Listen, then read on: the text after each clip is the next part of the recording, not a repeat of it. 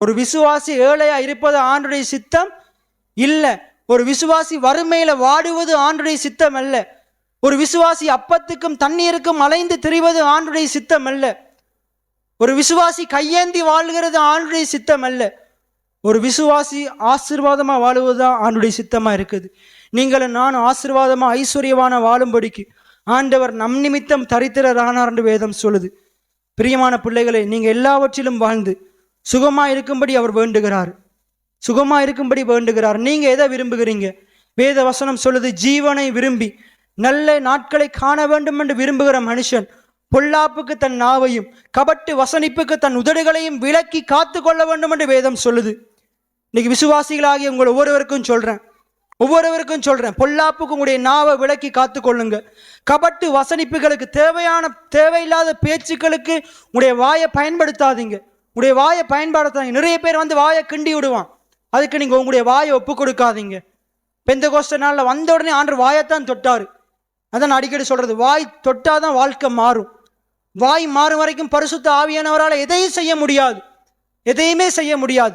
அதனாலதான் பெந்தகோஸ்தே நாட்கள் ஆண்டவர் வந்து வாயை தொட்டார். இன்றைக்கு நிறைய விசுவாசிகளுடைய வாய்கள் தொடப்பட வேண்டும். வீணானவைகளை பேசுகிற வாய்கள் தொடப்பட வேண்டும். வீணான காரியங்களுக்கு ஒரு முக்கியத்துவம் கொடுக்கிற வாய்கள் தொடப்பட வேண்டும். இன்றைக்கு ஆண்டவர், நான் நினைக்கிறேன், ஆண்டவர் ஒவ்வொருவருடைய வாயை தொடுறார். இன்றைக்கு ஆண்டவருடைய வாய்களை தொடுறார். உங்களுடைய வாயின் வார்த்தைகளை குறித்து மிகுந்த ஜாக்கிரதையிலாம் இருங்க. ஜீவனை விரும்புங்க. நல்ல நாட்களை காண வேண்டும் என்று விரும்புங்க. இன்றைக்கு நீங்களும் உங்களுடைய பிள்ளைகளும் நல்லா வாழணும் என்று நீங்க விரும்புவீங்களா இருந்தா உங்களுடைய வாயை விலக்கி காத்து கொள்ளுங்க. பொல்லாப்புக்கு விலக்கி காத்து கொள்ளுங்க. கபட்டு வசனிப்புகளுக்கு விலக்கி காத்து கொள்ளுங்க. தேவன் உங்களை உயர்த்துவார். எத்தனை பேர் ஆமேன்னு சொல்றீங்க? ஐஸ்வர்யத்தை நம்பாதீங்க, பணத்தை நம்பாதீங்க. பணத்துக்கும் ஐஸ்வர்யத்துக்கும் பின்னுக்கு போவாதீங்க. கர்த்தரை நம்புங்க, கர்த்தர் உங்களை செழிக்க செய்வார். ஐஸ்வர்யத்தை நம்புகிறவன் விழுவான், கர்த்தரை நம்புகிறவனோ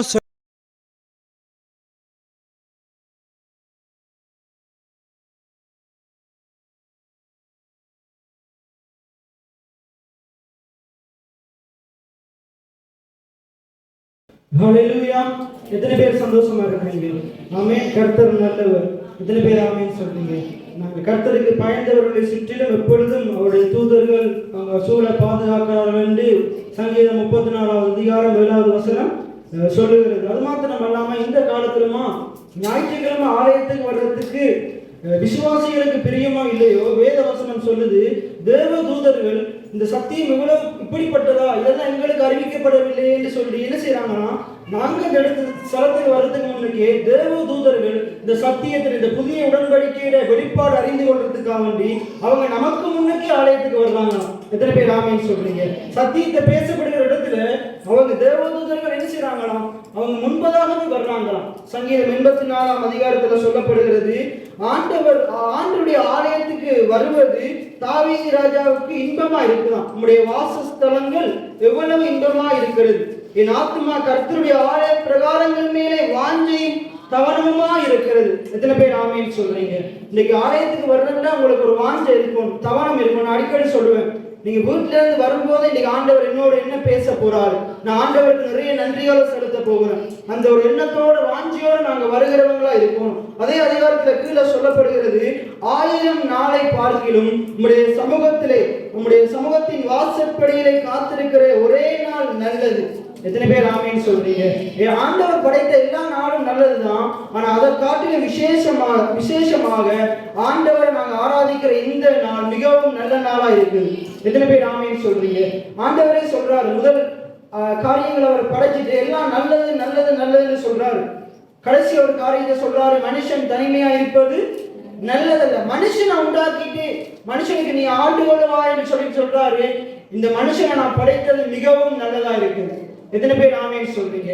அப்ப அதற்காட்டிலும் அந்த ஆண்டவரால் படைக்கப்பட்ட மனுஷன், ஆண்டவரால் நியமிக்கப்பட்ட அந்த 7வது நாளாகிய ஓய்வு நாள்ல ஆண்டுடைய ஆலய பிரகாரங்கள்ல வந்து அவன் வாஞ்சியோட தேவனை ஆராதிக்கிறது மிகவும் நல்ல காரியமா இருக்கு.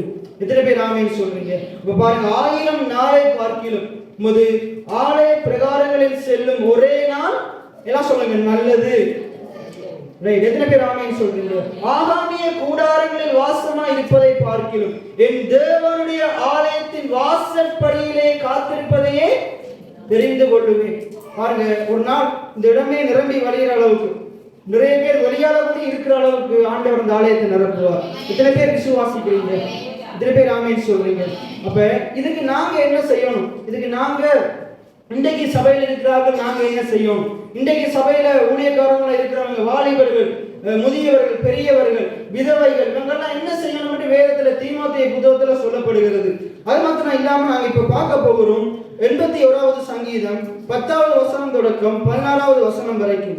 81வது சங்கீதம், உன்னை எகிப்து தேசத்திலிருந்து புறப்பட பண்ணின உன் தேவனாகிய கர்த்தர் நானே. உன் வாயை விரிவாய் திற, நான் அதை நிரப்புவேன். நான் கடந்த நாட்கள் அதிகமா நான் பேசியிருக்கிறேன் வாயை குறிச்சு, விசுவாசத்தை குறிச்சு. இப்போ ஒரு 5 வாரமா, கடந்த 5 வாரமா நான் பேசிட்டு இருக்கிறேன் அசைவில்லாத ஆவிக்குரிய வாழ்க்கை, அசைவில்லாத ஆவிக்குரிய ஜீவியம். இன்னைக்கு ஒரு விசுவாசி அசைகிறவனா இருக்கக்கூடாது, மாறி மாறி நடக்கிறவனா இருக்கக்கூடாது, இரு படகுல இரு தோணியில காலை வச்சு நடக்கிறவனா இருக்கக்கூடாது. வேதம் சொல்லுது, நாங்க இரு மனமுள்ளவர்களா இருக்கக்கூடாது. நாங்க இரு மனமுள்ளவர்களா இருந்தா நாங்க என்ன செய்வோமா? நம்முடைய வழிகளில் நிலையற்றவர்களா இருப்போம். பைபிள்ல சொல்லுது, நாங்க ஏக சிந்தை உடையவங்களா இருக்கணும், ஒரே ஆவியுடையவங்களா இருக்கணும். அப்போஸ்தலர் சபை ஏன் வளர்ச்சி அடைந்தது என்றால், அங்க இருக்கிற எல்லா ஜனங்களும் அவங்க என்ன செய்யறாங்க? ஒருமித்து வாசம் பண்ணினாங்க, ஒருமித்து ஜெபம் பண்ணினாங்க, ஒருமித்து ஆராதனை செஞ்சாங்க. இன்னைக்கு நான் விசேஷமா ஒரு காரியத்தை பேச போறேன். அப்போஸ்தலர் 14 இருந்து, அதுக்கு முன்பு நீங்க இதை பார்த்துட்டு போவோம். அப்போஸ்தலர் 14 நம்ம எல்லாருக்குமே, 16 எல்லாருக்குமே தெரியும். அங்க பவுலும் சீலாவும் நடுராத்திரியில என்ன செய்யறாங்க? சிறைச்சாலையில இருந்து கொண்டு அவங்க என்ன செய்யறாங்க? ஜெபம் பண்றாங்க. 2 பேரும் ஒருமனப்பட்டு ஜெபம் பண்றாங்க. வேதவசனம் சொல்லுகிறது, 2-3 பேர்கள் என் நாமத்தினாலே கூடும்போது அங்கே நான் வாசம் செய்வேன் ஆண்டவர் சொல்றாரு. எத்தனை பேர் ஆமேன்னு சொல்றீங்க? அப்ப அது மாத்திரம் அல்லாம இருவர் ஒருமனப்பட்டு ஜெபிக்கும் போது அந்த ஜெபங்கள் ஆண்டவர் கேட்கிறவரா இருக்கிறார். அவங்களுடைய ஐக்கியத்தை ஆண்டவர் கனம் பண்ணுகிறவங்களா இருக்கிறார். இன்னொரு சங்கீதத்துல சொல்லப்படுகிறது, சகோதரர் ஒருமித்து வாசம் பண்ணுவது எத்தனை இன்பமும். பாருங்க, நாங்க ஒருமித்து வாசம் பண்ணுவது, ஒருமித்து கடவுளை தேடுறது. இன்னைக்கு இங்க ஆலயத்துல மாத்திரம் அல்ல, செவ்வாய்க்கிழமை பைபிள் ஸ்டடியில மாத்திரம் அல்ல, மற்ற வீட்டு குடும்பங்கள்ல ஒருமிக்கிறது மாத்திரம் அல்ல, ஒவ்வொரு நாளும் நீங்க உங்க குடும்பமா ஒருமித்து ஜெபம் பண்ணணும். எத்தனை பேர் ஆமேன்னு சொல்றீங்க? குடும்பம் என்றோனே மனைவியும் பிள்ளைகளும் மாத்திரம் அல்ல, நிறைய ஜெபங்கள்ல கணவன்மார் இருக்கவே மாட்டாங்க. கணவன், மனைவி, பிள்ளைகள், எல்லா பிள்ளைகளும் சேர்ந்து பண்ணுகிறது தான் என்னது? குடும்ப ஜெபம். குடும்பத்தை தேவன் என்னதுக்கு உண்டாக்கினாரு? சபைக்கு முன்பாக குடும்பம் என்ன செய்யணும்? சபை கிறிஸ்துவையும் மணவாளனாகிய இயேசு கிறிஸ்துவையும் மணவாட்டியாகிய சபையையும் குடும்பம் வெளிப்படுத்த வேண்டும். எத்தனை பேர் ஆமென் சொல்றீங்க? சரி, அப்ப இன்னைக்கு தேவன் நம்முடைய வாழ்க்கையில நிறைய அற்புத அடையாளங்களை அவர் செய்ய ஆயத்தமா இருக்கிறார், நிறைய நன்மைகளை செய்ய ஆயத்தமா இருக்கிறார். இன்னைக்கு உங்களுடைய வாழ்க்கையில நீங்க இருக்கிற நிலைமையில இருந்து, இஸ்ரவேல் ஜனங்களை எகிப்திலிருந்து கானானுக்குள்ள உயர்த்தின ஆண்டவர் உங்களையும் பலவிதமான நெருக்கங்கள், கஷ்டங்கள், வேதனைகள் இருந்து ஆண்டவர் உயர்த்துறதற்கு ஆசையா இருக்கிறார். எத்தனை பேர் அதை விசுவாசிக்கிறீங்க? இப்ப நாங்க என்ன செய்யணும்? நாங்க அந்த அளவுக்கு போகணுமா இருந்தா, பைபிள் சொல்லுது ரோமர் 12:2 நம்முடைய மனது மறுரூபப்பட வேண்டும். நம்முடைய மனது மறுரூபப்பட வேண்டும். ஒரு 2 கிழமைக்கு முன்னுக்கு நான் பேசின 105வது சங்கீதத்தில் எத்தனை பேருக்கு ஞாபகம் இருக்கோ தெரியல, யோசேப்புக்கு கர்த்தர் கொடுத்த வாக்குத்தத்தம் நிறைவேறும் அளவும் அவருடைய வாழ்க்கையில யோசேப்பு எது புடமிட்டுச்சான்? வசனம் புடமிட்டுச்சான். எத்தனை பேர் ஆமேன்னு சொல்றீங்க? இன்னைக்கு உங்களுடைய வாழ்க்கையிலையும் ஆண்டவர் உங்க ஒவ்வொருத்தருக்கும் சொன்னது நிறைவேறணுமா இருந்தா, நான் கடந்த நாள்ல சொன்னேன், உங்களுடைய இருதயத்தை கர்த்தருக்கு ஒப்புவிக்கும், வசனத்தினால புடமிடுறதுக்கு ஒப்பு கொடுக்கும். எத்தனை பேர் ஆமேன்னு சொல்றீங்க? ஒரு தங்கத்தை தீயில போட்டா அதுல இருக்கிற துரும்பெல்லாம் போயிடும், அந்த தங்கம் நிலைத்திருக்கும். அதே போல பைபிள் சொல்லுது, அந்த தங்கத்தை காட்டிலும் விலையேறப்பட்டது என்ன தெரியுமா? ஒரு விசுவாசி கர்த்தர் மேல வைத்திருக்கிற அது விசுவாசம். எத்தனை பேர் ஆமென் சொல்றீங்க? விசுவாசம் அதிக விலையேற பெற்ற விசுவாசம் என்று வேதம் சொல்லுது. அது வெள்ளியை காட்டிலும் பொன்னை காட்டிலும் அது பெரியதா இருக்குது, அது விலையேற பெற்றதா இருக்குது. எத்தனை பேர் ஆமென் சொல்றீங்க? இப்ப நீங்க போயிட்டு ஜூட்டன கடையில ஒரு 200 ரூபாய்க்கு விசுவாசம் தாங்கண்டா தர மாட்டாரு. விசுவாசத்தை எங்கேயும் விலை கொடுத்து வாங்க முடியாது. விசுவாசத்தை தொடங்குகிறவர் கர்த்தர். எத்தனை பேர் ஆமென் சொல்றீங்க? விசுவாசம் ஏன் கொடுக்கிறார்? விசுவாசம் இல்லாமல் தேவனுக்கு பிரியமா இருக்க முடியாது. விசுவாசம் இல்லாம சந்தேகப்பட்டு கொண்டிருப்போமா இருந்தா, பைபிள் சொல்லுது, நீ சந்தேகத்தோடு என்னிடத்தில் எதையாகிலும் பெறலாம் என்று நினைக்கவே வேண்டாம். சந்தேகப்பட்டு கொண்டிருப்பியா இருந்தா ஒன்றும் நடக்க போறதே இல்லை. மார்க்கு 12:23-24 அதான் சொல்லுது. நீ என்ன சந்தேகப்படாமல் விசுவாசித்தால் நீ சொன்னபடியே ஆகும். நீ பெரிய மலையை பார்த்து பேர்ந்து போகும்னு சொன்னாலும் பேர்ந்து போகும். ஆனா சந்தேகத்தோட சொல்லுவியா இருந்தா, சந்தேகத்தோட நீ 40 நாள் உபவாசம் பண்ணாலும் அந்த ஜெபம் கேட்கப்பட போறதே இல்லை. அதே நேரத்தில் நீ விசுவாசிச்ச ஒரே வார்த்தையை சொல்லிப்பாரு, ஆண்டவர் பெரிய காரியங்களை செய்வார். கேட்ட தேவனால கூடாத காரியம் ஒன்றும் இல்லை. எத்தனை பேர் ஆமென் சொல்றீங்க? நான் விசுவாசிக்கிறவர் இன்னார் என்பதை நான் அறிந்திருக்கிறேன். எல்லாம் சொல்லுங்க, நான் விசுவாசிக்கிறவர் இன்னார் என்பதை நான் அறிந்திருக்கிறேன். நீங்க விசுவாசிக்கிற ஆண்டவர் யார் உங்களுக்கு தெரியுமா? அவர் மிகவும் நல்லவராய் இருக்கிறார். இந்த உலகத்தில் இருப்பவனை காட்டிலும் உங்களுக்குள்ள இருக்கிற அந்த நல்ல ஆண்டவர், அவர் நல்லவர் மாத்திரமல்ல, வல்லவராய் இருக்கிறார். அவர் பெரியவராய் இருக்கிறார். அவர் போதுமானவராய் இருக்கிறார். அவர் போதுமானதற்கும் அதிகமானவராய் இருக்கிறார். எத்தனை பேர் ஆமென் சொல்றீங்க? அவர் அதன் காலத்திலே நேர்த்தியும் கிரமமாக அவருடைய வாழ்க்கையில சொன்னவைகளை அவர் செய்து முடிக்க உண்மையுள்ளவராய் இருக்கிறார். எத்தனை பேர் ஆமென் சொல்றீங்க? வாக்கு மாறாதவராய் இருக்கிறார். சாராளும் ஆபிரகாமும் சொல்றாங்க, வாக்குத்தத்தம் பண்ணினவர் உண்மையுள்ளவராய் இருக்கிறார். எத்தனை பேர் ஆமென் சொல்றீங்க? அதே போல நீங்களும் சொல்லணும், எனக்கு சொன்னவர் அவர் நல்லவராய் இருக்கிறார். அவர் செய்து முடிக்க திராணி உள்ளவராய் இருக்கிறார். ஆண்டவர் நம்மளை பார்த்து சொல்றாரு, உனக்கு நன்மை செய்ய திராணி இருக்கும் போது என்ன செய்யத்தக்கவர்களுக்கு செய்யாம விடாத. இன்னைக்கு நம்முடைய பலத்தினால் ஒரு காரியங்கள் என்ன செய்ய முடியும். நம்முடைய வருமானத்துக்கு தக்கதாக என்ன செய்ய முடியும், மற்றவங்களுக்கு உதவி செய்ய முடியும். ஆனா நாங்க தேவனுடைய பலத்தை நாடும் போது நம்மளால முடியாத காரியங்களை சாத்தியமாக்க முடியும். எத்தனை பேர் ஆமென் சொல்றீங்க?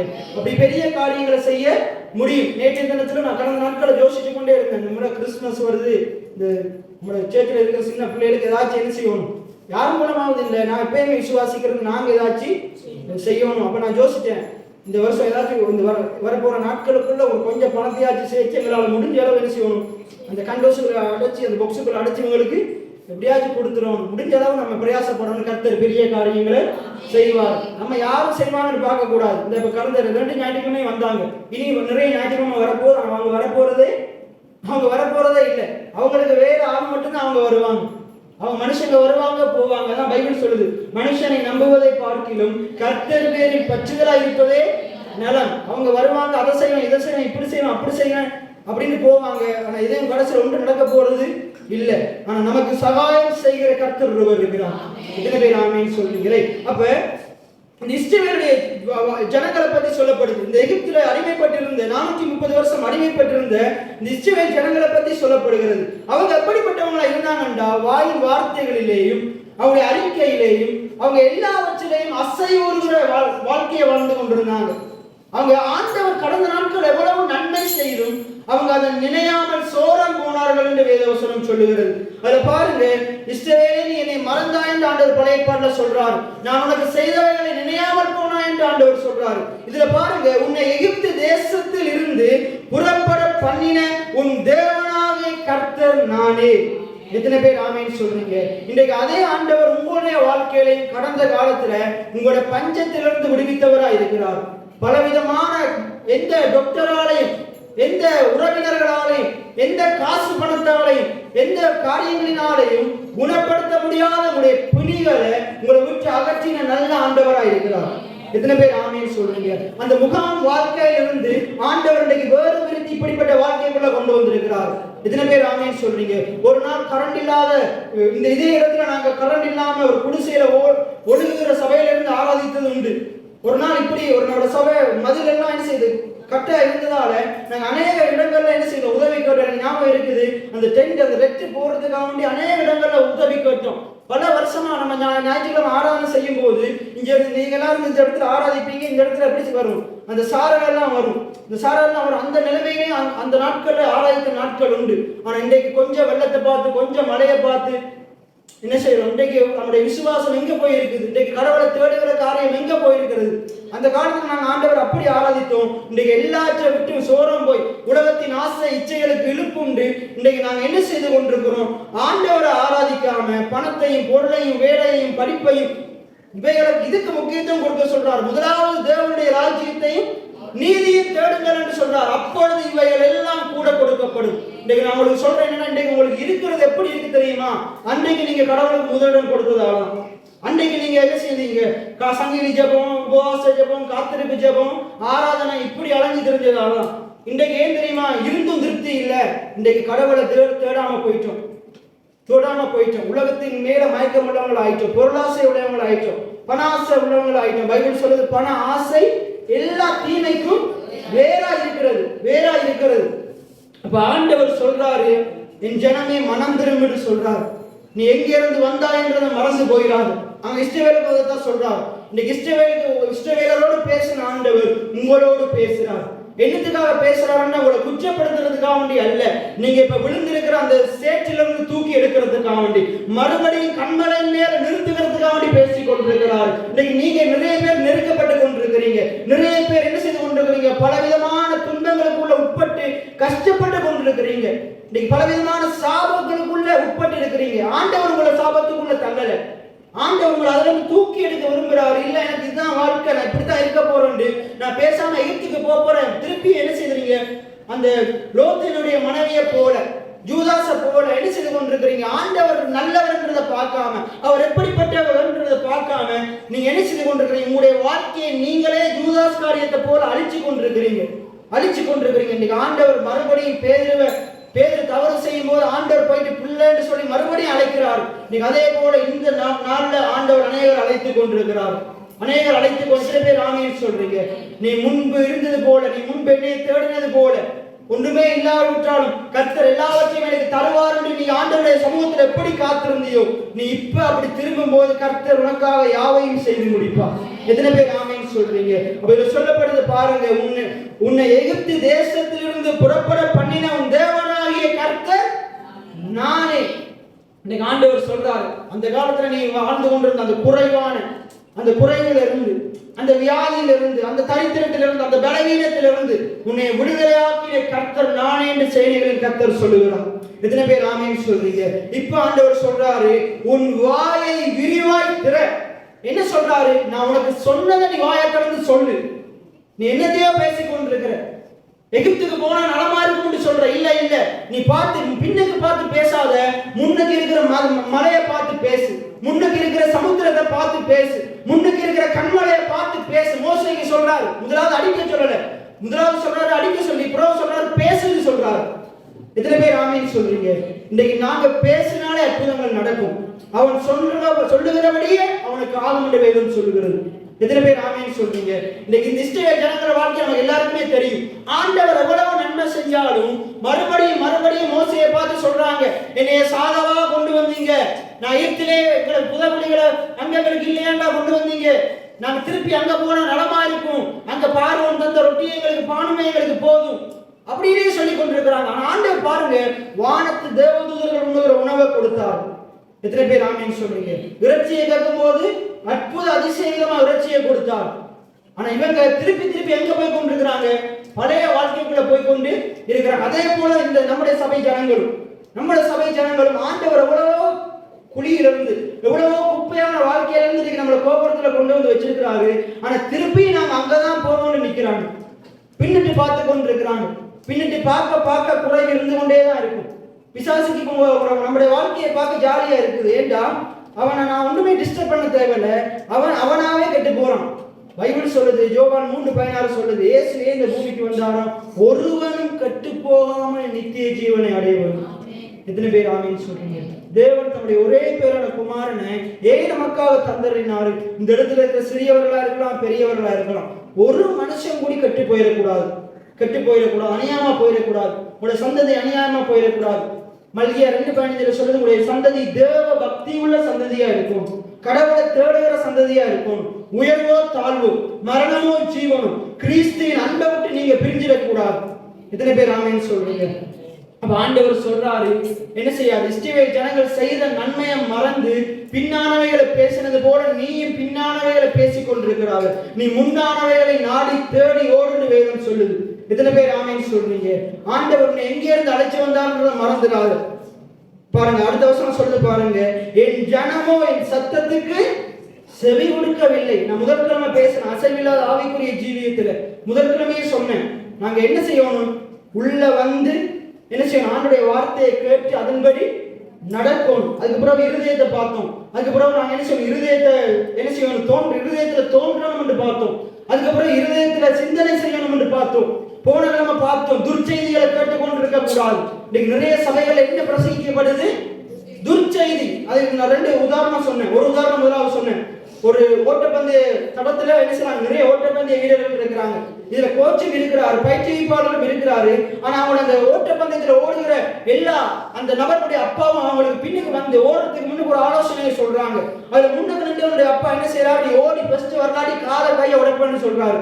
ரெண்டாவது இருக்கிற அப்பா வந்து சொல்றாரு, நீ உன்னால முடிஞ்ச அளவு ஓடு, பின்னுக்கு பார்க்காத, கீழே விழுகிறவனை பார்க்காத, சைட்ல அவன் இவனை பார்க்காத, கத்துறவனெல்லாம் பார்க்காத, நீ எதை நோக்கி ஓடுகிறாயோ நீ பரம அழைப்பின் பந்தய பொருளுக்காய் லெக்கை நோக்கி நீ ஓடுன்னு சொல்றாரு. அவன் லெக்கை நோக்கி பார்த்து ஓடுறவன் தான் வெற்றி பெறுவான். பின்னுக்கு பார்த்து ஐயோ அவன் வந்துட்டான், இவன் வந்துட்டான், இவன் பக்கத்துல வந்துட்டானே, ஐயோ முந்திருவானோன்னு பயந்து பயந்து பயந்து ஓடுறவன், ஐயோ ஓடி ஃபர்ஸ்ட் வரலாடி அப்பா காலை உடைச்சிருவாரோ, அக்கினி மண்டையில வந்து விழுந்துருமோ, பயந்து பயந்து ஆவிக்குரிய வாழ்க்கையை ஓடுவீங்களா இருந்தா விழுந்து போயிடுவீங்க. இதே உங்களுக்கு எவ்வளவு பெரிய சோதனைகள் வந்தாலும் என் ஆண்டவர் என்னை சோதனையை தாங்கிடும் பலனை தருவார், தப்பிச்செல்ல வழியை உண்டாக்குவார், நான் மலைகளையும் தாண்டுவேன். எத்தனை பேர் ஆமேன்னு சொல்றீங்க? அழகான ஒரு பாட்டு இருக்குது, ஃபாதர் எழுதியிருக்காரு, உம்மாலே நான் ஒரு சேனைக்குள் பாய்வேன், மதுளை தாண்டிடுவேன். எத்தனை பேர் ஆமேன்னு சொல்றீங்க?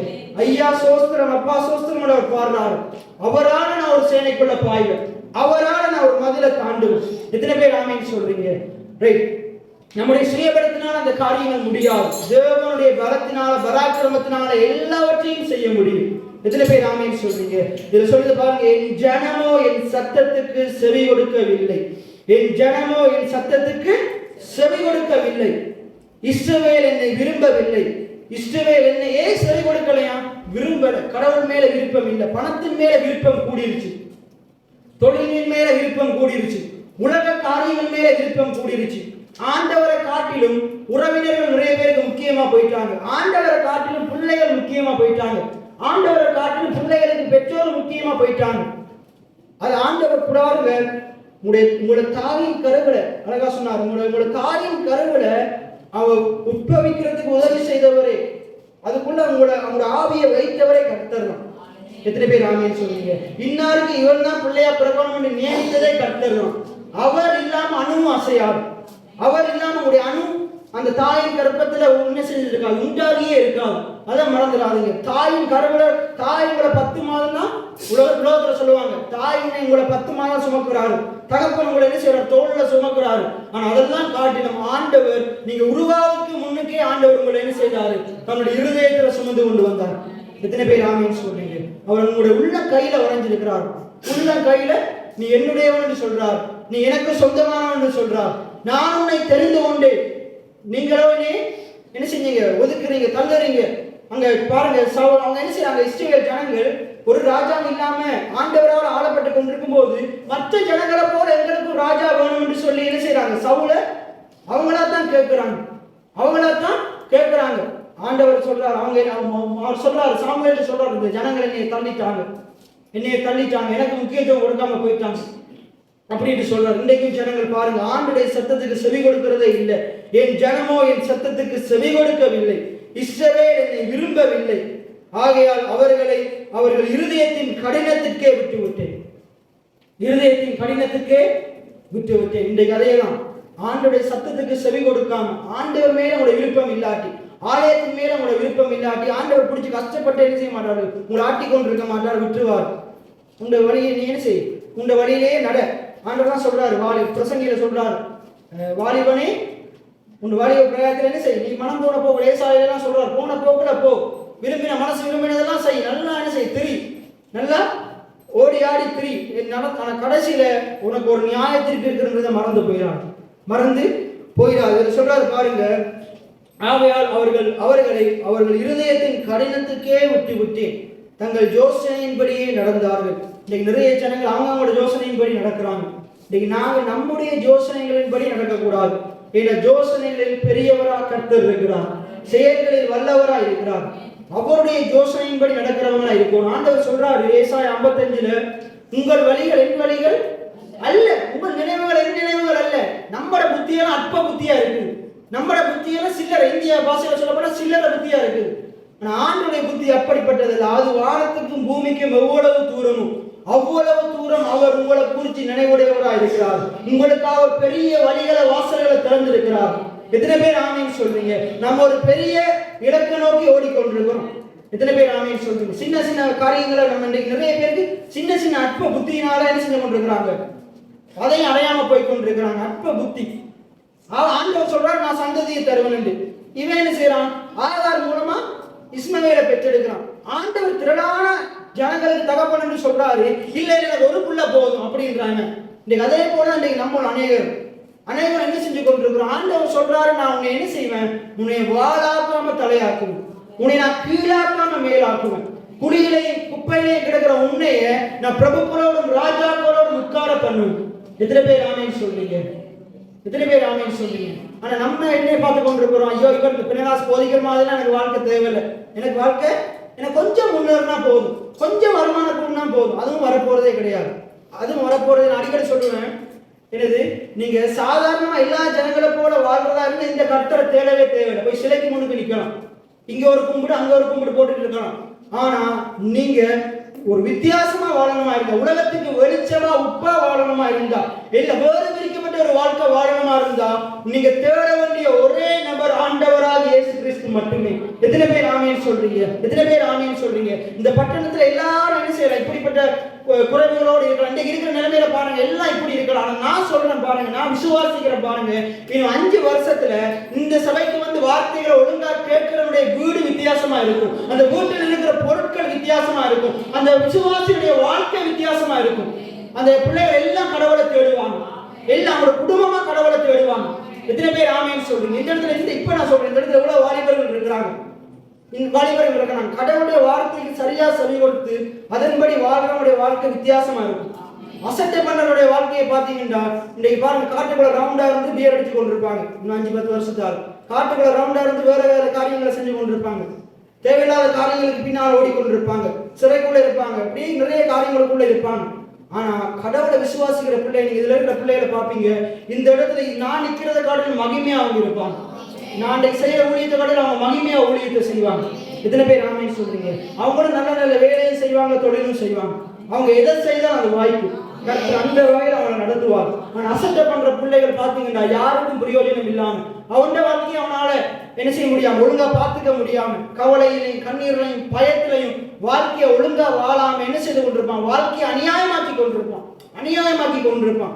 ஆண்டவர் சொல்றாரு, என் ஜனமோ என் சத்தத்துக்கு செவி கொடுக்கவில்லை. பாருங்க, செவி கொடுக்காவிட்டால் ஆண்டவர் அந்த ஜனத்தை எப்படி சொல்றாரு? இது என் ஜனம். இன்றைக்கு ஆண்டவர் சொல்றாரு, ஒருவேளை இன்றைக்கு நிறைய பேர் ஆண்டுடைய வார்த்தைகள் அசட்டை பண்ணி கொண்டே இருக்கலாம். ஆண்டவர் சொல்றாரு, நீ என்னுடைய பிள்ளையா இருக்கிற, மனம் திரும்பி என்னுடைய சத்தத்துக்கு செவி கொடு, எனக்கு என்னுடைய வார்த்தைக்கு கீழ்ப்படி.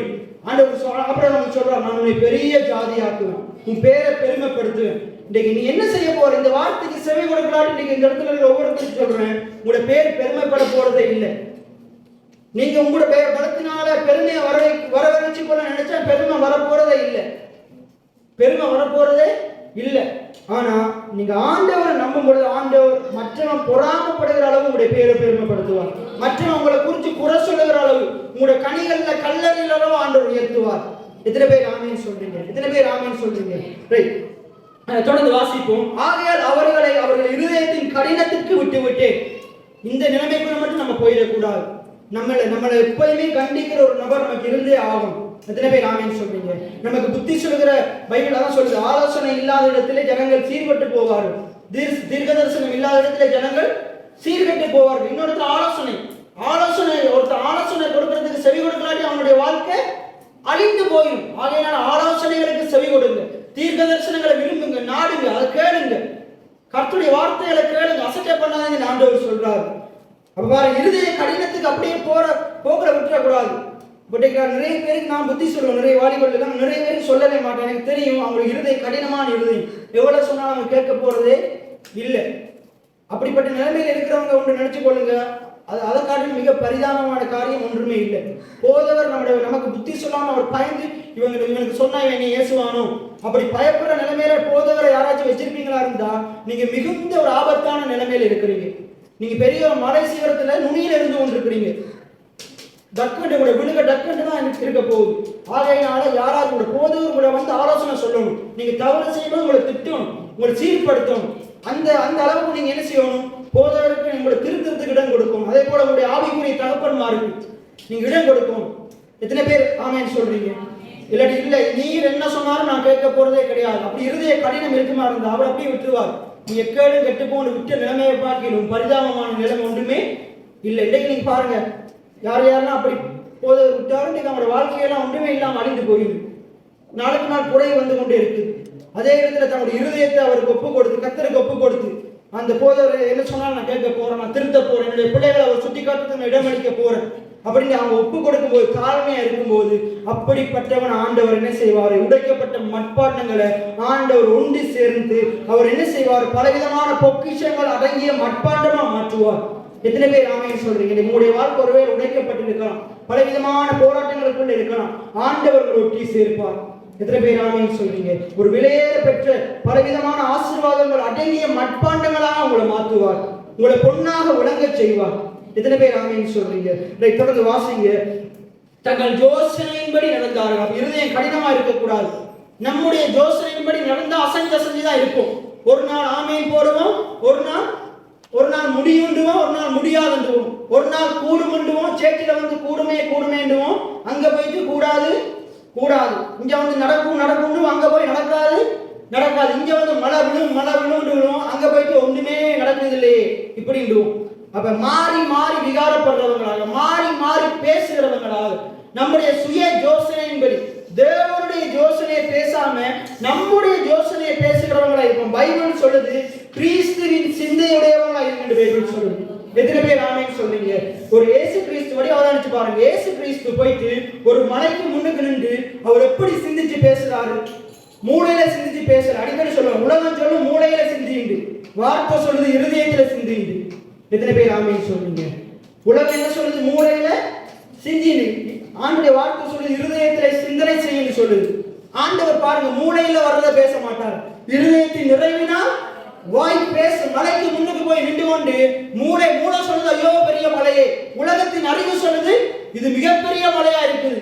அவர் தச்சு தொழில் செஞ்சதால அந்த தச்சு செய்யற அந்த ஞானம் சொல்லுது இது நம்ம பலகையை கூடி வெட்டி பேத்திரலாம். பெரிய கடினமான பலகையை கூடி முதிர மரமோ என்ன மரமோ அதை கூடி என்ன செஞ்சிடலாம். இயேசு ஒரு தச்சனா இருந்தார். இதுல பேர் ஆமென் சொல்றீங்க? உலகத்துல வாழும்போது அப்பாவோட சேர்ந்து தச்சு வேலை செஞ்சார். அப்ப அந்த மூளையின் அடிப்படையில அந்த மூளை என்னன்னு சொல்லும்? மரத்தை வெட்டலாம், மலையை வெட்ட முடியுமா? இது நம்புற காரியமா? அப்படித்தான் மூளை சொல்லியிருக்கும். ஆனா ஆண்டவருடைய இருதயம் சொல்லுச்சு, இருதயத்துக்குள்ள இருந்த ஆவியானவர் சொன்னாரு. என்ன சொன்னாரு? மலைகளையும் பெயர்க்கலாம். எத்தனை பேர் ஆமென் சொல்றீங்க? இன்னைக்கு சபையில இருக்கிற போதவர ஊழியக்காரங்களா இருக்கிற நாங்க, அதே போல விசுவாசிகளா இருக்கிற நீங்க மூளை சொல்றத பேசுறவங்களா இருக்கக்கூடாது. உங்களோட மூளை சொல்லும் கடன் மாறாது, பிரச்சனை மாறாது, உங்களோட பிள்ளை திருந்த போறதே கிடையாது. ஆனா ஆண்டுடைய வார்த்தை சொல்லுது, வார்த்தையினால் நிரம்பின இருதயம் சொல்லும் என் பிள்ளை கர்த்தரால் போதிக்கப்பட்டிருப்பான். இன்னைக்கு என்னென்ன இருதயம் வார்த்தையினால நிரம்பி இருக்குதோ அது வார்த்தையை தான் பேசும். எந்த இருதயம் உலக பக்கத்து வீட்டுக்காரன் பிள்ளைய பார்த்து அந்த காரியத்துல நிரம்பி இருக்குதோ, பக்கத்து வீட்டுக்காரன் எப்படி இருக்கிறான், அவன் பிள்ளை எப்படி இருக்குது அதுதான் பேசும். நிறைய பேருடைய மூளை இதைத்தான் பேசிக் கொண்டிருக்குது, வாய் இதைத்தான் பேசிக் கொண்டிருக்குது. மூளையில தான் வர்ற சிந்தனையை தான் பேசுறாங்க. ஆண்டவர் சொல்றாரு இருதயத்தின் யோசனைகளை வகையறுக்கிற தேவனா இருக்கிறார். எத்தனை பேர் ஆமென் சொல்றீங்க? ரைட். அப்ப என்ன செய்ய? முதலாவது மன கடினமா இருக்காதுங்க. யாராச்சும் உங்களை திருத்துறதுக்கு உங்களை விட்டு கொடுங்க. அப்பதான் அவர் அசையாத வாழ்க்கையை வாழலாம். அடுத்தது தங்கள் யோசனைகளின்படி என்ன செய்யக்கூடாது? நடக்கக்கூடாது. நாங்க தேவனுடைய சிந்தையின்படி செயற்படுகிறவங்களா இருக்கோம். எத்தனை பேர் ஆமென் சொல்றீங்க? ரைட். தொடர்ந்து வாசிப்போம். என் ஜனம் எனக்கு செவி கொடுத்து இஸ்ரவேல் என் வழிகளில் நடந்தால். எத்தனை பேர் ஆமென் சொல்றீங்க? நீங்க தேவனுடைய வழியில நடந்தா உங்களுக்கு நலமா இருக்கும். ஏன்னா உங்களோட வழி சின்ன வழி, அவர் உங்களுக்காக ஏற்படுத்தின வழி விசாலமான வழி. எத்தனை பேர் ஆமென் சொல்றீங்க? இஸ்ரவேல் ஜனங்கள் ஆண்டவருக்கு ஒழுங்கா கீழ்ப்படிஞ்சிருந்தா 11 நாள்ல எகிப்திலிருந்து கானானுக்கு போயிருக்கலாம். கீழ்ப்படியாம போய் சேர எத்தனை வருஷம் ஆச்சு? 40 வருஷம் ஆச்சு. எத்தனை வருஷம் ஆச்சு? 40 வருஷம் ஆச்சு. இன்னைக்கு அதே போல உங்களுடைய வாழ்க்கையில நீங்க அதான் திருப்பி நான் அடிக்கடி சொல்லுவேன், நீங்க இந்த வார்த்தைக்கு செவி கொடுப்பீங்கன்னா இன்னும் 4-5 வருஷத்துக்கு கூட வாழ்க்கை வித்தியாசமா இருக்கும். இல்லாட்டி இருக்கிற நிலைமையில இன்னும் 10 வருஷம் கழிச்சு இருந்து கொண்டு இருப்பீங்க. ஆண்டவர் சொல்றாரு, உன்னுடைய வழிகளை காட்டிலும் என்னுடைய வழிகளை விசாலமா இருக்கு. நீ இந்த வார்த்தைக்கு செவி கொடுத்தா, ஆண்டவர் நிறைய பேருக்கு சொல்றாரு, நீ இந்த வார்த்தைக்கு செவி கொடுத்தா இன்றைக்கு என்னுடைய வழிகளை நான் கொண்டு போய் நிறுத்துவேன்.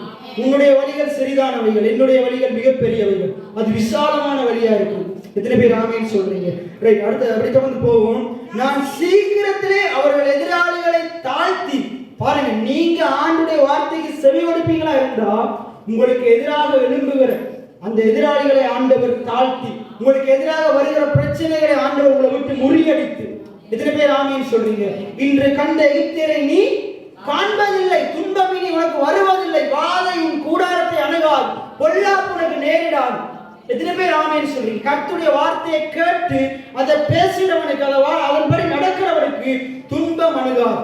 எத்தனை பேர் ஆமேன்னு சொல்றீங்க? துன்பத்துக்கு முன்னுக்கு நாங்க நிற்போம், நாங்க அசைக்கப்பட மாட்டோம், துன்பம் தான் அசைக்கப்படும். எத்தனை பேர் ஆமேன்னு சொல்றீங்க? கடன் அசைக்கப்படும், நாங்க அசைக்கப்பட மாட்டோம். இன்னைக்கு நிறைய பேருக்கு கடனை பார்த்தோன்னே பயம், அது பலவிதமான சூழ்நிலை, வியாதி, வறுமை, வேதனையை பார்த்தோன்னே பயம். இன்னைக்கு நிறைய பேர் என்ன செய்வாங்க, இப்போ அடுத்த வருஷம் கிறிஸ்துமஸ் வருது, இப்போ உங்களுக்கு ஞாபகம் வரும், இப்போ ஞாபகம் இல்லாட்டியும் நீங்கள் கிறிஸ்துமஸுக்கு ஒரு காரியத்துக்கு போகும்போது 24ஆம் தேதி 20ஆம் தேதியிலேருந்து நீங்கள் போவீங்க, 30ஆம் தேதி 1ஆம் தேதி மட்டும் போவீங்க. போகும்போது நீங்கள் என்ன செய்வீங்க? இப்போ நீங்கள் என்ன செய்வீங்க? பஸ்ஸில் ஏறி போறீங்கன்னு வைங்களேன். போகும்போது நீங்கள் முதலாவது எங்கே போவீங்க? சேலுக்கு தான் போவீங்க. போகும்போது நீங்கள் முதலாவது உடுப்பை பார்க்க மாட்டீங்க, விலையை தான் பார்ப்பீங்க. விலையை தான் நிறைய உடுப்பில் இருக்கிற விலையை உங்களை பயன்படுத்தும். உண்மை இல்லையா? நிறைய உடுப்புல விலையை பார்த்தாலே உங்களுக்கு இருதயம் ஆக்கள் இருக்காத இதயத்தில் கையை வைக்க மாட்டீங்க, இல்லாட்டி கையை வச்சிருவீங்க. அந்த அளவுக்கு இருக்கும் அதில் விலைகள், அந்த அளவுக்கு இருக்காங்க.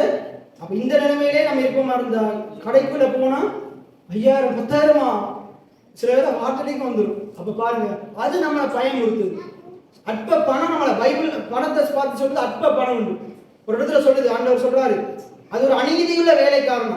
பணத்தை பத்தி சொல்லும்போது சொல்லுது அது ஒரு அநீதி உள்ள வேலை, அது வேலைக்காரன். பணத்தை பார்த்து சொல்லுது வேலைக்காரன், நம்ம சொல்றதான் கேட்கணும். எத்தனை பேர் ஆமேன்னு சொல்றீங்க? நம்ம சொல்றதுதான் வேலைக்காரன் கேட்கணும், பணம் நம்ம சொல்றதான் கேட்கணும். ஆனா இன்னைக்கு நம்ம என்ன செய்யறோம்? பணம் சொல்றதான் கேட்கணும். உனக்கு பணம் நம்மளை பார்த்து சொல்லணும், உனக்கு இது எடுக்கிறதுக்கு, இந்த உடுப்பு எடுக்கிறதுக்கு உனக்கு லாய்க்கு இல்லை, நீ போய் அந்த குறைவானதை எடு. இதெல்லாம் ஒரு குறையப்பட்ட ஜீவியம். இந்த ஜீவியத்தை ஆண்டவர் மாற்றணும் என்று விரும்புகிறார். எத்தனை பேர் ஆமேன்னு சொல்றீங்க? நான் நேற்றைய தினத்தில் ஒரு போதனையை கேட்டுக்கொண்டிருந்தேன். அதில் அந்த ஊழியக்காரர் சொல்றாரு, 1900 ஆண்டுகளுக்கு முன்னுக்கு, 1800 ஆண்டுகளுக்கு முன்னுக்கு 1600-1700 என்ன செஞ்சிருச்சு இந்த பேப்டிஸ்ட், அந்த மார்ட்டின் லூதரால் என்ன செஞ்சிருச்சு, இந்த போதனைகள், இந்த விசுவாச போதனைகள் உலகத்துக்குள்ள வருது. மார்ட்டின் லூதர் தான் முதலாவது என்ன செய்யறாரு, பேசுறாரு. விசுவாசத்தினால் நீதிமான் படைப்பான அந்த வெளிப்பாட்டை கொண்டு வர்றாரு. கொண்டு வந்த பிறகுதான் என்ன செய்யப்படுது, நவீன கருவிகள் கண்டுபிடிக்கப்படுது.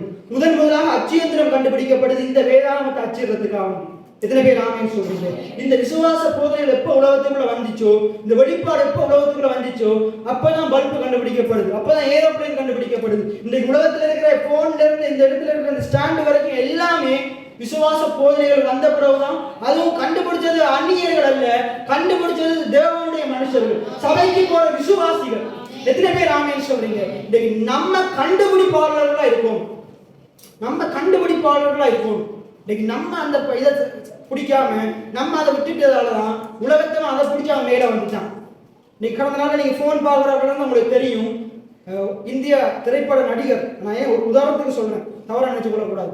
அந்த நடிகர் என்ன செஞ்சிருக்காரு, ஒரு புத்தகத்தை படிக்க சொல்றாரு எல்லாரையும். அதை படிச்சா நீங்க உங்களுக்கு நிறைய பணம் வரும், நீங்க நிறைய ஆசீர்வதிக்கப்படுவீங்கன்னு சொல்றாரு.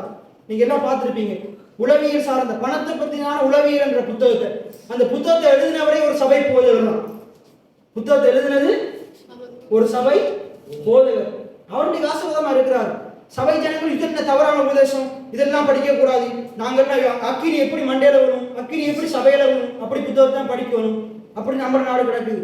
அவன் அதை படித்து அவன் மேலே போயிட்டான். அவன் அப்படிப்பட்ட நல்ல நல்ல ஊழியக்காரங்கள புத்தகத்தை படிச்சு மேலே போயிட்டான். நம்ம நல்ல எல்லா தவறான புத்தகங்களையும் படிச்சு தவறான போதனைகளை கட்ட ஒன்றும் இல்லாம கிடக்கும்.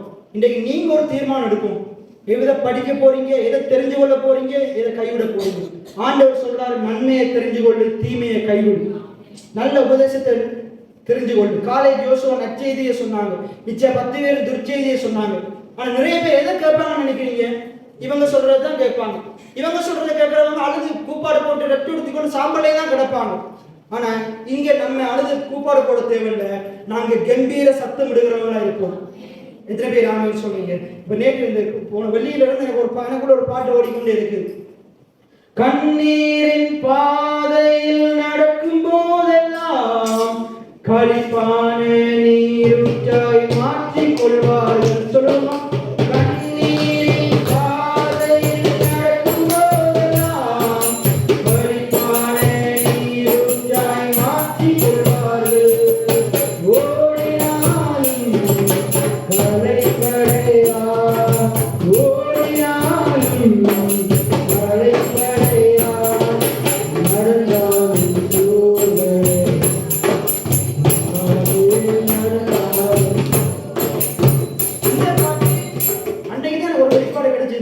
இந்த பாட்டை நாங்க எதுக்கு படிக்கிறோம்?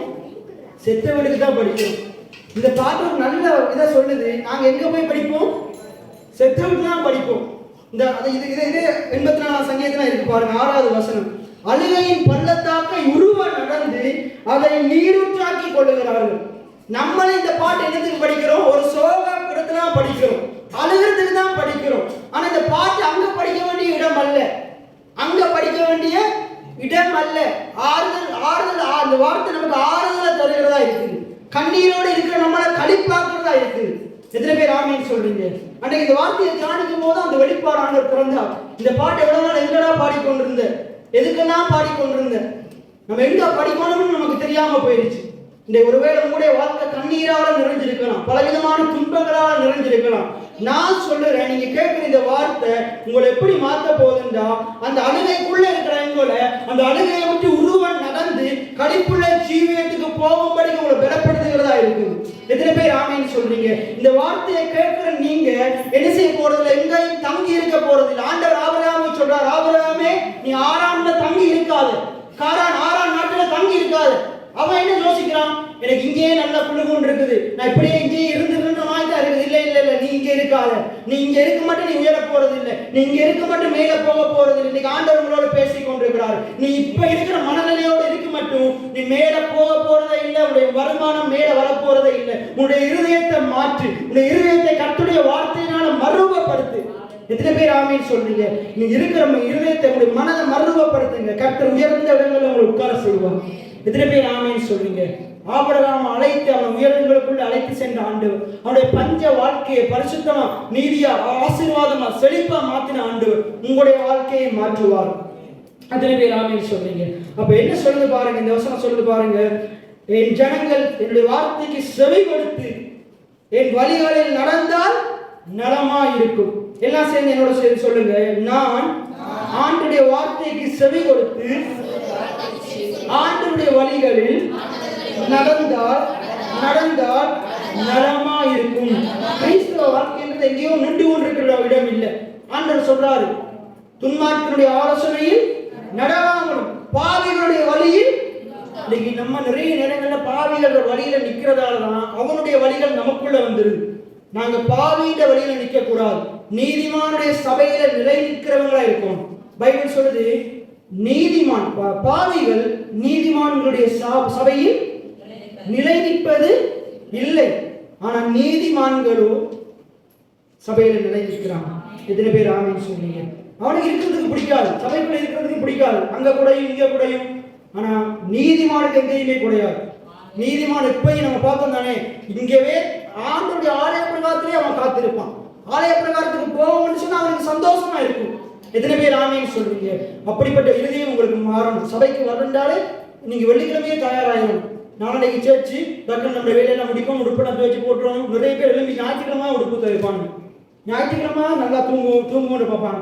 ஞாயிற்றுக்கிழமை தான் என்ன செய்வாங்க, அங்கே போகணும் இங்கே போகணும், இந்த வீட்டுக்கு போகணும், அந்த சொந்தக்கார வீட்டுக்கு போகணும், வேறு நாளே கிடையாது. பைபிள் சொல்றது, ஆண்டவர் ஞாயிற்றுக்கிழமை ஓய்வு நாளை பரிசுத்தப்படுத்தி அந்த நாளை தமக்காக ஆண்டவர் வச்சிருக்கிறார். ஜனங்கள் அவரை தேடும்படிக்கு வச்சிருக்கிறார்.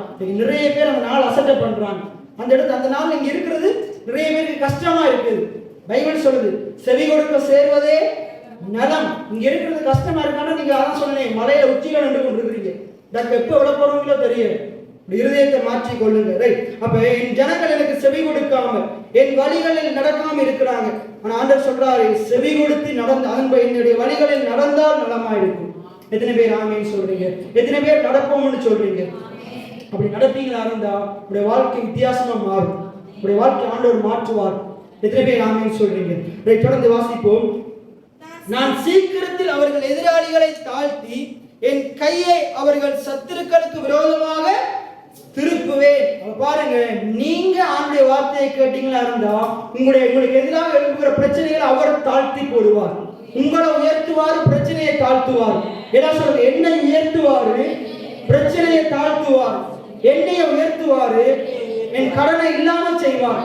எத்தனை பேர் ஆமேன் சொல்றீங்க? எத்தனை பேர் ஆமேன்? உங்களுக்கு முன்பதாக பர்வதம் மெழுகு போல உருகி போகும். எத்தனை பேர் ஆமேன் சொல்றீங்க? என்ன சொல்றீங்க? எனக்கு முன்பதாக சகல பர்வதங்களும் மெழுகு போல உருகி போகும். நானும் நிலை நிற்பேன், நானும் நிலை நிற்பேன், நான் அசைக்கப்படாதிருப்பேன், நான் உறுதியாக இருப்பேன், நான் ஸ்திரமா இருப்பேன். எத்தனை பேர் ஆமேன் சொல்றீங்க? கர்த்தருடைய ஆலயத்தில் நாட்டப்பட்டவர்கள் தேவனுடைய பிரகாரங்களில் செழித்திருப்பார்கள். கர்த்தருடைய ஆலயத்தில் நாட்டப்படாதவர்கள் பஞ்சம், பசி, பட்டினி, கண்ணீர், வியாதி, வறுமை, வேதனை, தோல்வி இப்படியே இருப்பாங்க. ஆனா வார்த்தைக்கு கீழ்ப்படுகிறவன், ஆலயத்தில் நாட்டப்படுகிறவன் செழிப்பா மட்டும்தான் இருப்பான். அவன் நல்ல கனி கொடுக்கிறவனா மட்டும்தான் இருப்பான். அவனுடைய இருதயத்திலிருந்து நல்ல நல்ல கனிகள் வெளிப்படும். அவனுடைய வாழ்க்கையிலிருந்து நல்ல நல்ல கனிகள் வெளிப்படும். அவனுடைய வாயின் வார்த்தைகளை நல்ல நல்ல கனிகள் வெளிப்படும். எத்தனை பேர் ஆமேன்னு சொல்றீங்க? இன்னைக்கு ஆண்டவர் உங்களை அப்படி மாற்றத்தான் பிரியப்படுறாரு. ரைட். அப்ப அவர் உங்களுடைய சத்துருக்களை தாழ்த்துவார். உங்களுடைய ஆண்டவர் உங்களுக்கு எதிராக எழுப்புவதற்கு விரோதமா அவருடைய கையை நீட்டுவார். தொடர்ந்து வாசிங்க. அப்பொழுது கர்த்தரை பகைக்கிறவர்கள் அவருக்கு இச்சகம் பேசி அடங்குவார்கள். இன்றைக்கு பாருங்க, இந்த வார்த்தைகளை ஏற்றுக்கொள்ளாதவங்க என்ன செய்வாங்க? இச்சகமா பேசுவாங்க, விரோதமா பேசுவாங்க. நமக்கு விரோதமா பேசுவாங்க, பாஸ்டருக்கு விரோதமா பேசுவாங்க, ஆலயத்துக்கு விரோதமா பேசுவாங்க, உங்களுக்கு விரோதமா பேசுவாங்க. அவன் பேசிக்கொண்டே இருப்பான், ஆண்டவர் நம்மளை உயர்த்தி கொண்டே இருப்பார். எத்தனை பேர் ஆமேன்னு சொல்றீங்க? அழகான நம்ம நியூ இயருக்கு பாடணும். இச்சகம் பேசிடும் நாவுகள் முன்னிலே என்னை காப்பவரே, நன்மைக்கு கைமாறாய் தீமை செய்வோர் மத்தியில் என்னை காப்பவரே. சொல்லுவோம். இச்சகம் பேசிடும், இச்சகம் பேசிடும் நாவுகள் முன்னிலே என்னை காப்பவரே, நன்மைக்கு கைமாறாய், நன்மைக்கு கைமாறாய் தீமை செய்வோர் மத்தியில் என்னை காப்பவரே. துரோகங்கள் நிறைந்த பூமியிலே குறைவின்றி காப்பவரே, திருத்தாமல் நேசிக்கும் என் நேசமே, குறைவின்றி காப்பவரே. அடைக்கலமே, ஆராதனை, மறைவிடமே உமக்கு ஆராதனை. அடைக்கலமே, ஆராதனை, புகலிடமே உமக்கு ஆராதனை. ஆராதனை உமக்கு ஆராதனை. என்னை நேசிக்கும் இயேசுவே ஆராதனை. சொல்லுவோம். ஆராதனை உமக்கு ஆராதனை. என்னை வாழ வைக்கும் இயேசுவே ஆராதனை. எத்தனை பேர் ஆமென் சொல்றோம்? இப்படி கைகளை தட்டி தேவனுடைய நாமத்தை நாம் மகிமைப்படுத்துவோம். அவர் நம்மளை குறைவின்றி நடத்துகிறவராய் இருக்கிறார். இச்சகம் பேசுகிற நாவுகள் முன்பிலே ஆண்டவர் நம்மளை போஷிக்கிறவராய், நம்மளை பாதுகாக்கிறவராய் இருக்கிறார். எத்தனை பேர் ஆமென் சொல்றீங்க? இன்னைக்கு நான் உங்களுக்கு தீர்க்க தரிசனமா சொல்றேன். உங்களுடைய வாழ்க்கையில உங்களுக்கு விரோதமான இச்சக வார்த்தைகள், துர் வார்த்தைகளை, பொய்யான வார்த்தைகளை, உங்களை குற்றப்படுத்துகிற வார்த்தைகளை, பேசிக் கொண்டிருக்கிற வார்த்தைகளை ஆண்டவர் அடக்கி போடுவார். எத்தனை பேர் ஆமென் சொல்றீங்க? சிங்க கபில காணிகள் இருக்கும்போது ஆண்டவர் சிங்கங்களின் வாய்களை கட்டி போட்டார். இன்னைக்கு உங்களுக்கு விரோதமா பேசுறவன் உலகத்தின் பார்வையில எவ்வளவு பெரியவனா இருக்கான், ஆண்டவருடைய பார்வையில் அவன் எம்மாத்திரம். அவன் எம்மாத்திரம். எத்தனை பேர் ஆமென் சொல்றீங்க? ஐயோ அவன் எனக்கு உலகம் இப்படி பேசிட்டான். எப்படி பேசினாலும் உங்களோடு இருக்கிறவர் பெரியவர். அவன் வாய் ஆண்டவர் அடைப்பார். நம்முடைய வேலையை பார்த்துட்டு போவோம். ஆண்டவர் நமக்காக யுத்தம் செய்வார். எத்தனை பேர் ஆமென் சொல்றீங்க? நம்ம சும்மா இருப்போம் சொல்லுவோம். சரி, நம்ம வேகமா வாசிப்போம். அவர்கள் இச்சையம் பேசி அடங்குவார்கள். எல்லாம் சொல்லுங்க, அடங்குவார்கள். ரைட். அவர்களுடைய காலம் என்றென்றைக்கும் இருக்கும். உச்சிதமான கோதுமையினாலே அவர்களை போஷிப்பார். கண்மலையின் தேனினாலே உன்னை திருப்தியாக்குவார். எத்தனை பேர் ஆமென் சொல்றீங்க? ஆண்டுடைய வார்த்தைக்கு கீழ்ப்படிஞ்சு அடங்குகிறவங்க உச்சிதமான கோதுமையினால் அவங்க போஷிக்கப்படுவாங்க. அவங்க பசி அடைவதில்லை, தாகம் அடைவதில்லை. எத்தனை பேர் ஆமென் சொல்றீங்க? நம்ம போன கிழமை பார்த்தோம். அவங்களுக்கு சூடு இருப்பதில்லை. ஆண்டவர் எப்படி மாற்றிடுவாரு? அவங்களோட வாழ்க்கையை குளிர்ச்சியா மாற்றிடுவார். ஏதேன் தோட்டத்தில் ஆதாம் மேவாள் எப்படி அந்த பகலின் குளிர்ச்சியான வேலையில, எப்பயா குளிர்ச்சியான வேலை? பகலின் குளிர்ச்சியான வேலையில இஸ்ரவேல் ஜனங்களையும் கர்த்தர் அப்படித்தான் நடத்தினார். பகலிலே மேகஸ்தம்பமாகவும் இரவிலே அக்கினி ஸ்தம்பமாகவும். நம்ம இருக்கிற இடத்துல குளிர்ச்சி இருக்கும். எத்தனை பேர் ஆமென் சொல்றீங்க? எத்தனை பேர் ஆமென் சொல்றீங்க? அதான் நீ போன இந்த பிரசங்கத்தை பண்ணுங்க. இப்போ மாசமா ஃபேன் இல்லாமல் இந்த தகரத்தில் அவிஞ்சு கொண்டு வந்த பின் ரூம்ல இப்போ அந்த ஃபேனை ஆண்டவர் எடுக்கும்படி கிருபை செஞ்சார். எத்தனை பேர் ஆமென் சொல்றீங்க? இந்த ஃபேன் எடுக்க கிருபை செஞ்ச ஆண்டவர் பெரிய காரியங்களை செய்வார். அதை விட மேலான காரியங்களையும் செய்வார். இப்படித்தான் பேசணும் பாருங்க. ஒரு நீதிமான் இப்படித்தான் பேசும். தொடர்ந்து போவோம். உச்சிதமான கோதுமையினால் அவர்களை போஷிப்பார். கண்மலையின் தேனினாலே உன்னை திருப்தி ஆக்குவார். எத்தனை பேர் ஆமென் சொல்றீங்க? வேதம் சொல்லுது, தேவனுடைய வார்த்தை தெளிதேனிலும் மதுரமானதான். எப்படிப்பட்டதான்? தெளிதேனிலும் மதுரமானது. நம்ம வேகமாக நாங்கள் அப்போஸ்தலர் 16க்கு போவோம். நாங்கள் ஒரு குயிக்காக ஒரு 10 நிமிஷம் பார்க்க போகிறோம். அப்போஸ்தலர் 16வது அதிகாரம். அப்போஸ்தலர் 16வது அதிகாரம். அந்த நடுராத்திரியிலே அந்த வசனத்தை வாசிங்க. நடுராத்திரியிலே பவுலும் சீலாவும் ஜெபம் பண்ணி தேவனை துதித்து பாடினார்கள். காவலில் வைக்கப்பட்டவர்கள் அதை கேட்டுக் கொண்டிருந்தார்கள். வடிவாக நீங்க பவுலும் சீலாவும் எங்க இருக்கிறாங்க? சிறையில இருக்கிறாங்க. பவுலும் சீலாவும் எங்க இருக்கிறாங்க? சிறையில இருக்கிறாங்க. இப்ப ஒருவேளை இப்ப நம்ம சாதாரண மனுஷங்க, இப்ப இருக்கிற மனுஷங்க சிறையில இருந்து என்ன செய்வாங்க? இப்ப இருக்கிற மனுஷங்க சிறையில இருந்து என்ன செய்வாங்க? எப்ப வெளியே வருவோம்? அடுத்த கள்ளத்தோணியில மீன் பிடிக்கலாம், கள்ளத்தோணியில போகலான்னு பார்ப்பாங்க. தவறான தொழில் எப்ப அடுத்தது செய்யலாம்னு பார்ப்பாங்க. உள்ளே இருந்து ஒன்று யோசிப்பாங்க. டக்குன்னு ஒரு ஃபோன் கிடைச்சிட்டா நம்ம பிசினஸ் செய்யற அந்த ஆளுக்கு போட் பண்ண அவர் வந்து நம்மளை காப்பாற்றிடுவார், லஞ்சம் கொடுத்துருவார். அப்படித்தான் இப்ப இருக்கிறாங்க யோசிக்கிறாங்க. இப்ப இருக்கிற கண்ணங்கள் யோசிக்கிறாங்க. ரைட். ஆனா சிறையில் இருக்கிறவருடைய மனநிலையை பாருங்க. சிறையில் இருந்தவங்க ஜபிக்கிற மனநிலையில வருமா? வராது. நான் இந்த வருஷம் உங்களுக்கு எத்தனை பேர் ஞாபகம் இருக்க தெரியல. நான் பாஸ்டர் ஜூன் அவரை பத்தி சொன்னேன். சீனாவில் இருக்கிற ஜூனை எத்தனை பேருக்கு ஞாபகம் இருக்கு? அந்த ஒரு புத்தகத்தை பத்தி சொன்னேன். அவர் சிறையில் இருந்து கொண்டு அவர் எது நிமித்தம் சிறைக்கு போனாராம்? எது நிமித்தம்? ஜனங்களுக்கு சத்தியத்தை போய்த்தது நிமித்தம். இன்னைக்கு பாஸ்டர் சொன்னது கூட இன்றைக்கு சீனால ரகசியமா தான் ஆண்டவர் ஆராதிக்கிறாங்க. இன்றைக்கு சீனால அவ்வளவு நிறைய கிறிஸ்தவம் இருக்கிறதுக்கு காரணம் அது ஊழியக்காரர் தான். அவரை கொண்டு கர்த்தர் பெரிய லட்சக்கணக்கில் ஊழியக்காரர்கள் அங்கே எழுப்பினார். லட்சக்கணக்கில் ஆத்மாக்கள் அறுவடை செஞ்சார். அந்த காலம் பைபிளே இல்லாத காலம் சீனால. அவங்க டிராகனை வணங்குற நபர்கள். டிராகன் என்றா பாம்பு. அந்த பாம்பை வணங்குற ஆட்கள் தான் சீனாக்காரங்க, கொரியக்காரங்க தான். இப்போ ஜப்பான்காரங்க அப்படிப்பட்டவங்க தான். அப்போ இப்படிப்பட்ட ஆட்களுக்குள்ள சத்தியம் போகுது. அமெரிக்காரங்கிற ஊழியக்காரனால ஒரு சத்தியம் போய் அந்த சத்தியத்தை அவர் ஏற்று வேத வசனங்களை மறைச்சு வீடுகளில் மறைச்சு வச்சு ஒவ்வொரு பேப்பரா கிழிச்சு எழுச்சுறாங்க. கொடுத்து தான் ரகசியமா எழுச்சுறாங்க, வாசிக்கிறாங்க. இவர் பைபிளுக்காக இவர் அழைத்து திரிகிறார். எங்கேயாச்சும் ஆண்டவரே இந்த பரிசுத்த புத்தகத்தை எனக்கு தாங்க, பரலோக புத்தகம். அவர் பைபிளை சொல்லுவாங்க, என்ன புத்தகம்? பரலோக புத்தகம். அப்ப அந்த எதிர்காலத்தில் அந்த பாஸ்டருக்கு பேரே பரலோக மனிதன். அந்த அளவுக்கு கடவுள் அவரை கொண்டு பெரிய காரியங்களை செஞ்சாங்க. எத்தனை பேர் ஆமென் சொல்றேன்? அப்ப அவருடைய வாழ்க்கையில தேவன் அவ்வளவு கஷ்டம், சிறையில் அடைச்சாங்க. எத்தனையோ தடவை சிறைக்கு போயிருக்கிறார். வெளியே வருவாரு, பைபிளை பிரசங்கம் பண்ணுவாரு, சத்தியத்தை சொல்லுவார், ஜெயிலுக்குள்ள போயிடுவார். அவர் ஒரு நாள் என்ன செஞ்சாங்களா? உருட்டறையில் அடைச்சு போட்டுட்டாங்க. அப்ப அங்க இருந்து கொண்டு 100 நாள், கிட்டத்தட்ட 91 நாள் ஜெபம் பண்றாராம். ஆண்டவரே விடுதலையாக வேண்டி ஜெபம் பண்ணுங்க.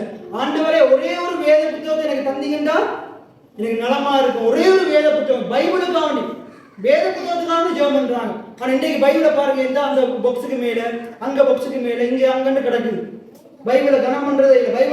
வேதத்துல சொல்லப்படுது, இந்த புத்தகத்தை நீ இப்ப சுமந்தியா இருந்தா இது உன்னை முதிர் வயது வரைக்கும் சுமக்கும். எத்தனை பேர் ஆமென் சொல்றீங்க? அப்ப அவர் என்ன செய்யார்? ஒரு பைபிளுக்காக அவ்வளவு 90 நாளுக்கு மேல ஜெபம் பண்றாரு. ஆண்டவர் ஜெபத்தை கேட்டு ஒரு அந்த சிறைச்சாலை காவல் இடத்துல தயவு உண்டு பண்ணி அந்த வேத புத்தகத்தை கொண்டு போய் கொடுக்குறான். இப்ப இருட்டு அறைக்குள்ள எப்படி வாசிக்கலாம்? வாசிக்க முடியாது. அப்ப அவர் என்ன செய்யறாரு தெரியுமா? அதுவும் 4 அடி, அந்த அந்த அறையில அளவு இந்த 4 அடி தான், இவ்வளவு 4 அடி. இந்த அறைக்குள்ளதான், இந்த பாக்ஸுக்குள்ளதான் இருந்து இப்படி இருந்து தான் பைபிளை வாசிக்கிறார். அதுவும் அந்த பூட்டு போடுற இடத்தினால அவர் அந்த சின்ன ஒளி, அந்த சின்ன ஒளியில பைபிளை இப்படி வச்சு தான் வாசிக்கிறார். அந்த புத்தகம் நான் 2-3 தடவை வாசிச்சிருக்கிறேன். நாதனையாட்டுக்கும் உண்டு வாசிக்க கூட அவர் வாசிச்சு தந்துட்டார். நிறைய பேர் வாசிக்கிறாங்க, நிறைய பேர் வாசிச்சிருக்கிறாங்க. யாராச்சும் வேணும்னா கேளுங்க. அப்ப அந்த புத்தகம் முழுக்க வாசிக்கும் போது ஆண்டவர் பெரிய காரியங்களை செஞ்சார். எனக்குள்ளே நிறைய மாற்றங்களை உண்டு பண்ணினார். அந்த நபர் இப்படிப்பட்டவரா இருக்கிறாரா? அதே போலதான் இங்கே சிலையில இருக்கிறவனுக்கு இப்படிப்பட்ட சிந்தனை வரவே வராது. ஆனா கர்த்தரை தேடுகிறவனுக்கு இப்படிப்பட்ட சிந்தனை மட்டும்தான் வரும். அவன் சிலையில இருந்தாலும் கடவுளை நன்றி செலுத்துவான், ஆண்டவரை ஆராதிப்பான், ஆண்டவரை பாடுவான். அவன் எங்க இருந்தாலும் ஆண்டவரை தேடுகிறவனா இருப்பான். எத்தனை பேர் ஆமென் சொல்றீங்க? ஐயோ, சொந்தக்காரன் கிட்ட போய் அம்மா ஜெபிச்சாங்க, அவமானப்படுத்துவாங்க, கேவலமா பேசுவாங்க. அங்க போய் எங்க எப்படி பேசுறது பிரதர்? அங்க போய் என்ன பிரசங்கத்தை கேட்கறது பிரதர்? அங்க போய் நானும் அவங்களோட சேர்ந்து சினிமாவை தான் பார்ப்பேன், நானும் அவங்களோட சேர்ந்து என்னத்தை பார்ப்பேன்?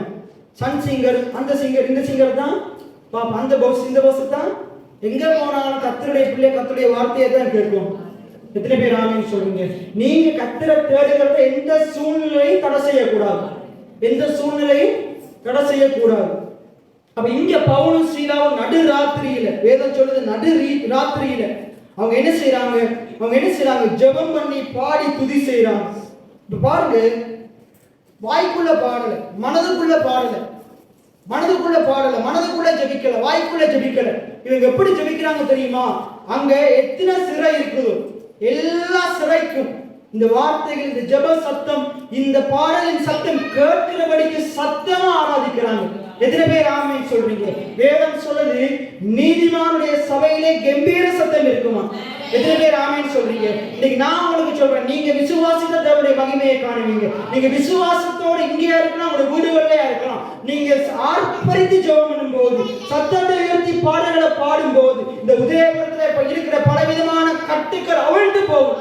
பலவிதமான அடிமைத்தனத்தில் இருக்கிற ஜனங்கள் விடுதலையாவார்கள். கர்த்தர் விடுதலையாக்குவார், கர்த்தர் விடுதலையாக்குவார். எத்தனை பேர் ஆமென் சொல்றீங்க? நீங்க ஜெபிக்கும் போது, நீங்க பாடி துதி செய்யும் போது, உங்களுடைய கட்டுக்கள் மாத்திரமல்ல, உங்களுடைய வறுமை மாத்திரமல்ல. பாருங்க, ஆபிரகாமோடு இருந்த லோத்து ஆசீர்வதிக்கப்பட்டான். கர்த்தரை தேடுகிற ஆபிரகாமோடு இருந்த லோத்து ஆசீர்வதிக்கப்பட்டான். இன்னைக்கு உங்களை கொண்டு கர்த்தர் பலர் ஆசீர்வாதமா மாற்றுவார். உங்களை கொண்டு கர்த்தர் பலருடைய வாழ்க்கையை மாற்றி போடுவார். விசுவாசிக்கிற ஒரு மனுஷன் போதும் ஆண்டவருக்கு பெரிய காரியங்களை செய்யறதுக்கு. விசுவாசிக்கிற ஒரு தாவீது போதும், விசுவாசிக்கிற ஒரு சாரிபாத் விதவா போதும், விசுவாசிக்கிற ஒரு சீமோன் பேதுரு போதும். ஆண்டவர் 2 படங்களை நிரப்புவார். எத்தனை பேர் ஆமென் சொல்றீங்க? எத்தனை பேர் ஆமென் சொல்றீங்க? விசுவாசிக்கிற நான் ஒருத்தன் போதும், கர்த்தர் 1000 பேர் உருவாக்குவார். எத்தனை பேர் ஆமென் சொல்றீங்க? விசுவாசிக்கிற இந்த இடத்துல 100 பேர் போதும், 1000 10,000 மாறும். எத்தனை பேர் ஆமென் சொல்றீங்க? இன்னும் ஏன் மாறல தெரியுமா? அவர் சொன்னதை நிறைவேற்றுவார். நம்ம வசனத்தினால புடப்படப்படணும். இப்ப நீங்க சொல்லணும், இந்த இடத்துல 100 பேர் சொல்லணும். எத்தனை பேர் ஆமென் சொல்ல? நீங்க சொல்லணும் இந்த வார்த்தை, இந்த போதகருடைய வார்த்தை என்னை புடப்பட்டு கொண்டிருக்குது. நான் ஒரு நாள் பொன்னாக விளங்குவேன். எத்தனை பேர் ஆமென் சொல்றீங்க? என்னை தேடி ராஜாக்கள் வருவார்கள். என்னோடு கூட இந்த இடத்துல ஒவ்வொருத்தரும் 100 பேரை கூட்டிட்டு வருவீங்க. அந்த அளவுக்கு சக்தி உங்களுக்கு ஆண்டு வச்சிருக்கிறார், அந்த அளவு வெளிப்பாடு உங்களுக்கு வச்சிருக்கிறார். ஆனா இன்னும் ஏந்திரிக்க வழியே வருது இல்ல. இன்னும் உலகத்தின் காரியங்களை பார்த்து பயம், என்னால எங்க பிரதமர் வைக்க போகுது? நான் ஒரு சின்ன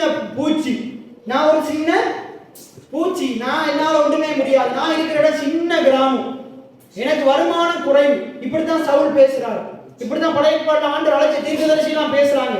சவுலும் பேசுறாரு, தாவீதும் இப்படித்தான் பேசுறாரு, மோசேயும் இப்படித்தான் பேசுறாரு. நான் திக்குவாய், என்னால பேச முடியாது. எப்படிப்பட்ட ஆளா இருந்தாலும் உன்னுடைய பலவீனத்திலே என்னுடைய பலன் பூரணமாய் விளங்கும் ஆண்டவர் சொல்றார். இன்னைக்கு ஒருவேளை நீங்க பலவீனத்தோடு இருக்கலாம், பலவிதமான பாடுகள் சோதனையோடு இருக்கலாம். ஆண்டவருடைய பலவீனத்திலிருந்து ஆண்டவர் அவருடைய பலனை தந்து பொன்னாக விளங்க செய்வார். சோதனையை தாங்கிட்டு விளங்கி தருவார், தப்பி செல்லும் வழியை உண்டாக்குவார். எத்தனை பேர் ஆமென் சொல்றீங்க? சின்ன மனுஷனுக்குள்ள தேவ ஆவியான இருப்பாரா இருந்தா அவன் பெரிய காரியங்களை செய்வான். அவனை கொண்டு பெரிய பெரிய அற்புதங்கள் நடக்கும். எத்தனை பேர் ஆமென் சொல்றீங்க? ஒரு பவுல் ஒரு சீலா போதும் சிறைச்சாலையில் இருக்கிற கைதிகளுடைய வாழ்க்கையை மாற்றுறது. அது அவனோட கைதிகளுடைய வாழ்க்கை மாத்திரமல்ல, கீழே நீங்க வாசிச்சு பாருங்க, சிறை காவலனுடைய வாழ்க்கையும் மாறும். அதுலயும் பாருங்க, காவலனுடைய வாழ்க்கை மட்டுமா மாறுது, அவங்களுடைய குடும்பமே ரட்சிக்கப்படுது. குடும்பமே நிறைய பேர் சொல்லலாம், எங்களோட குடும்பமே ரட்சிக்கப்படலை, இல்லை எங்களை கொண்டு எங்க மற்றவங்க குடும்பம் ரட்சிக்கப்படுது. அப்படி பேசிக்கொண்டு ஒரு நாள் ரட்சிக்கப்பட போறதே இல்லை. ஆனா இன்றைக்கு நீங்க விசுவாசத்தோட சொல்லுங்க, ஒரு நாள் இதே ஆலயத்துக்கு என் பிள்ளைகள், என் கணவன், மனைவி, என் உறவினர்கள், இன்னும் 4-5 பேரோட நான் அந்த இடத்துல வருவேன். எத்தனை பேர் ஆமேன்னு சொல்றீங்க? எத்தனை பேர் ஆமேன்னு சொல்றீங்க? இன்னைக்கு ஒருவேளை நான் மட்டும் வந்திருக்கலாம், ஆனா ஒரு நாள் நாங்க எல்லாம் குடும்பமா வந்து ஆலயம் முடிஞ்சாலும் பரவாயில்ல, கொஞ்ச நேரம் இருந்து ஜெபிச்சுட்டு தான் போவோம். எத்தனை பேர் ஆமேன்னு சொல்றீங்க? அப்படின்னா விருப்பம் பாருங்க, நீதிமான் விரும்புற காரியம். இன்னைக்கு நிறைய பேருக்கு நாங்க நீதிமான்ங்கிறதே தெரியல. அப்ப இங்க விரும்புறது எப்பங்க? எவ்வளவு சொன்னாலும் உள்ள போவதே இல்லை. நான் என்ன சொல்றேன், நீங்க விரும்புகிற காரியம் உங்களுக்கு கொடுக்கப்படும். எத்தனை பேர் ஆமென் சொல்றீங்க? ஆண்டவருடைய விருப்பங்கள் ஆண்டவர் தான் தரலாம், செய்யகளை அவர் தான் தரலாம். ஆண்டவர் பெரிய காரியங்களை செய்வார். பவுல் சீலாவை கொண்டு சிறை காவலன் மட்டுமில்ல, சிறை கைதிகளை விடுவித்த ஆண்டவர் உங்களை கொண்டு இந்த உதயபுரம் முழுவதையும், இந்த பேசாத பட்டணம் முழுவதையும், இந்த மன்னார் பட்டணம் முழுவதையும் கொள்ளை பொருளாக்கி கொள்ளுவார். பெரிய ஒரு அறுவடை நமக்காக காத்திருக்குது. பெரிய அறுவடை காத்திருக்குது.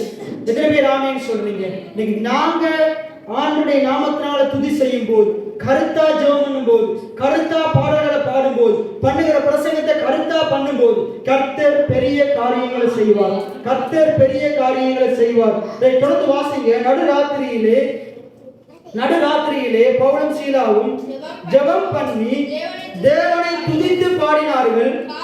காவலில் வைக்கப்பட்டவர்கள் அதை கேட்டுக்கொண்டு நடுராத்திரியிலே, நீங்க யோசிச்சு பாருங்க, நடுராத்திரியில நீங்க என்ன செய்வீங்க?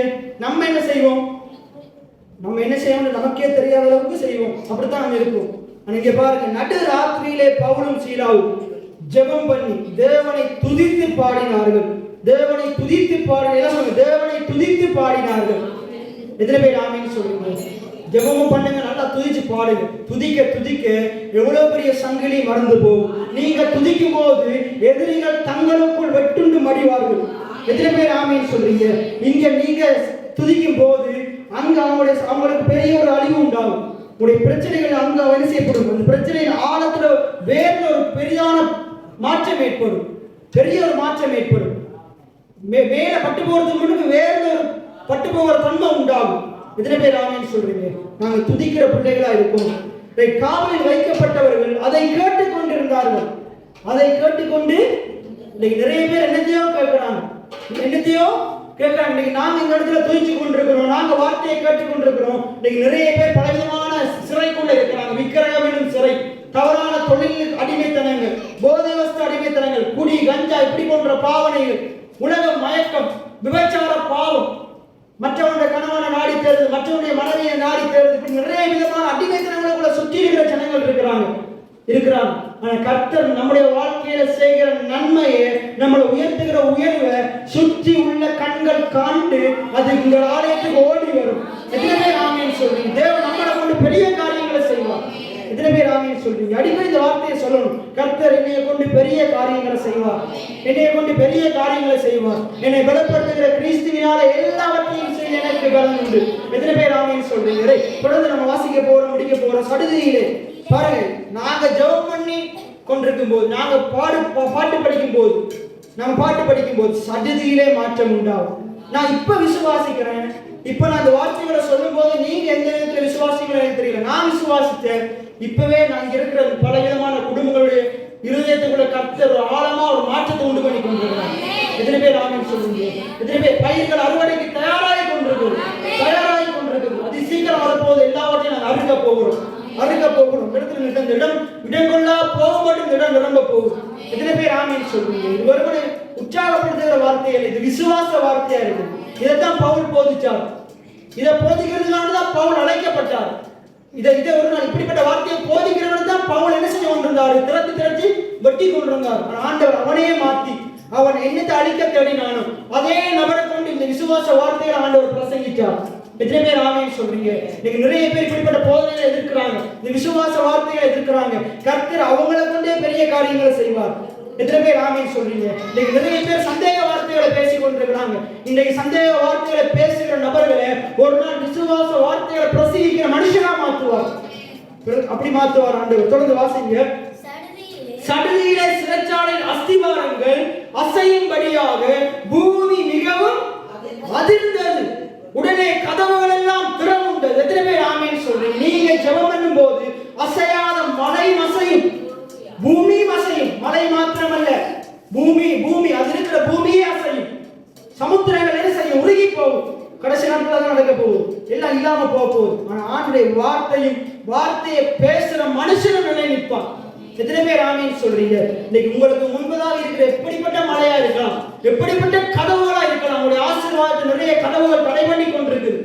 அவ்வளவுதான். நீங்க உங்களுடைய ஆசீர்வாதத்துல நிறைய கதவுகள் தடை பண்ணி கொண்டிருக்குது. உங்களுடைய குடும்ப ரட்சிப்பை நிறைய கதவுகள் தடை பண்ணி கொண்டிருக்குது. உங்களுடைய வாழ்க்கையின் முன்னேற்றத்தை, உங்களுடைய தொழிலின் முன்னேற்றத்தை, உங்களுடைய வருமானத்தை நிறைய கதவுகள் தடை பண்ணி இருக்குது. வேத வசனம் சொல்லுகிறது, ஆண்டவர் ஒளிப்புடங்கள் இருக்கிற பொக்கிஷங்களை, அந்த காலத்தில் இருக்கிற எல்லா காரியங்களையும் ஆண்டவர் என்ன செய்வார்? எல்லாவற்றையும் முறித்து போடுவார்.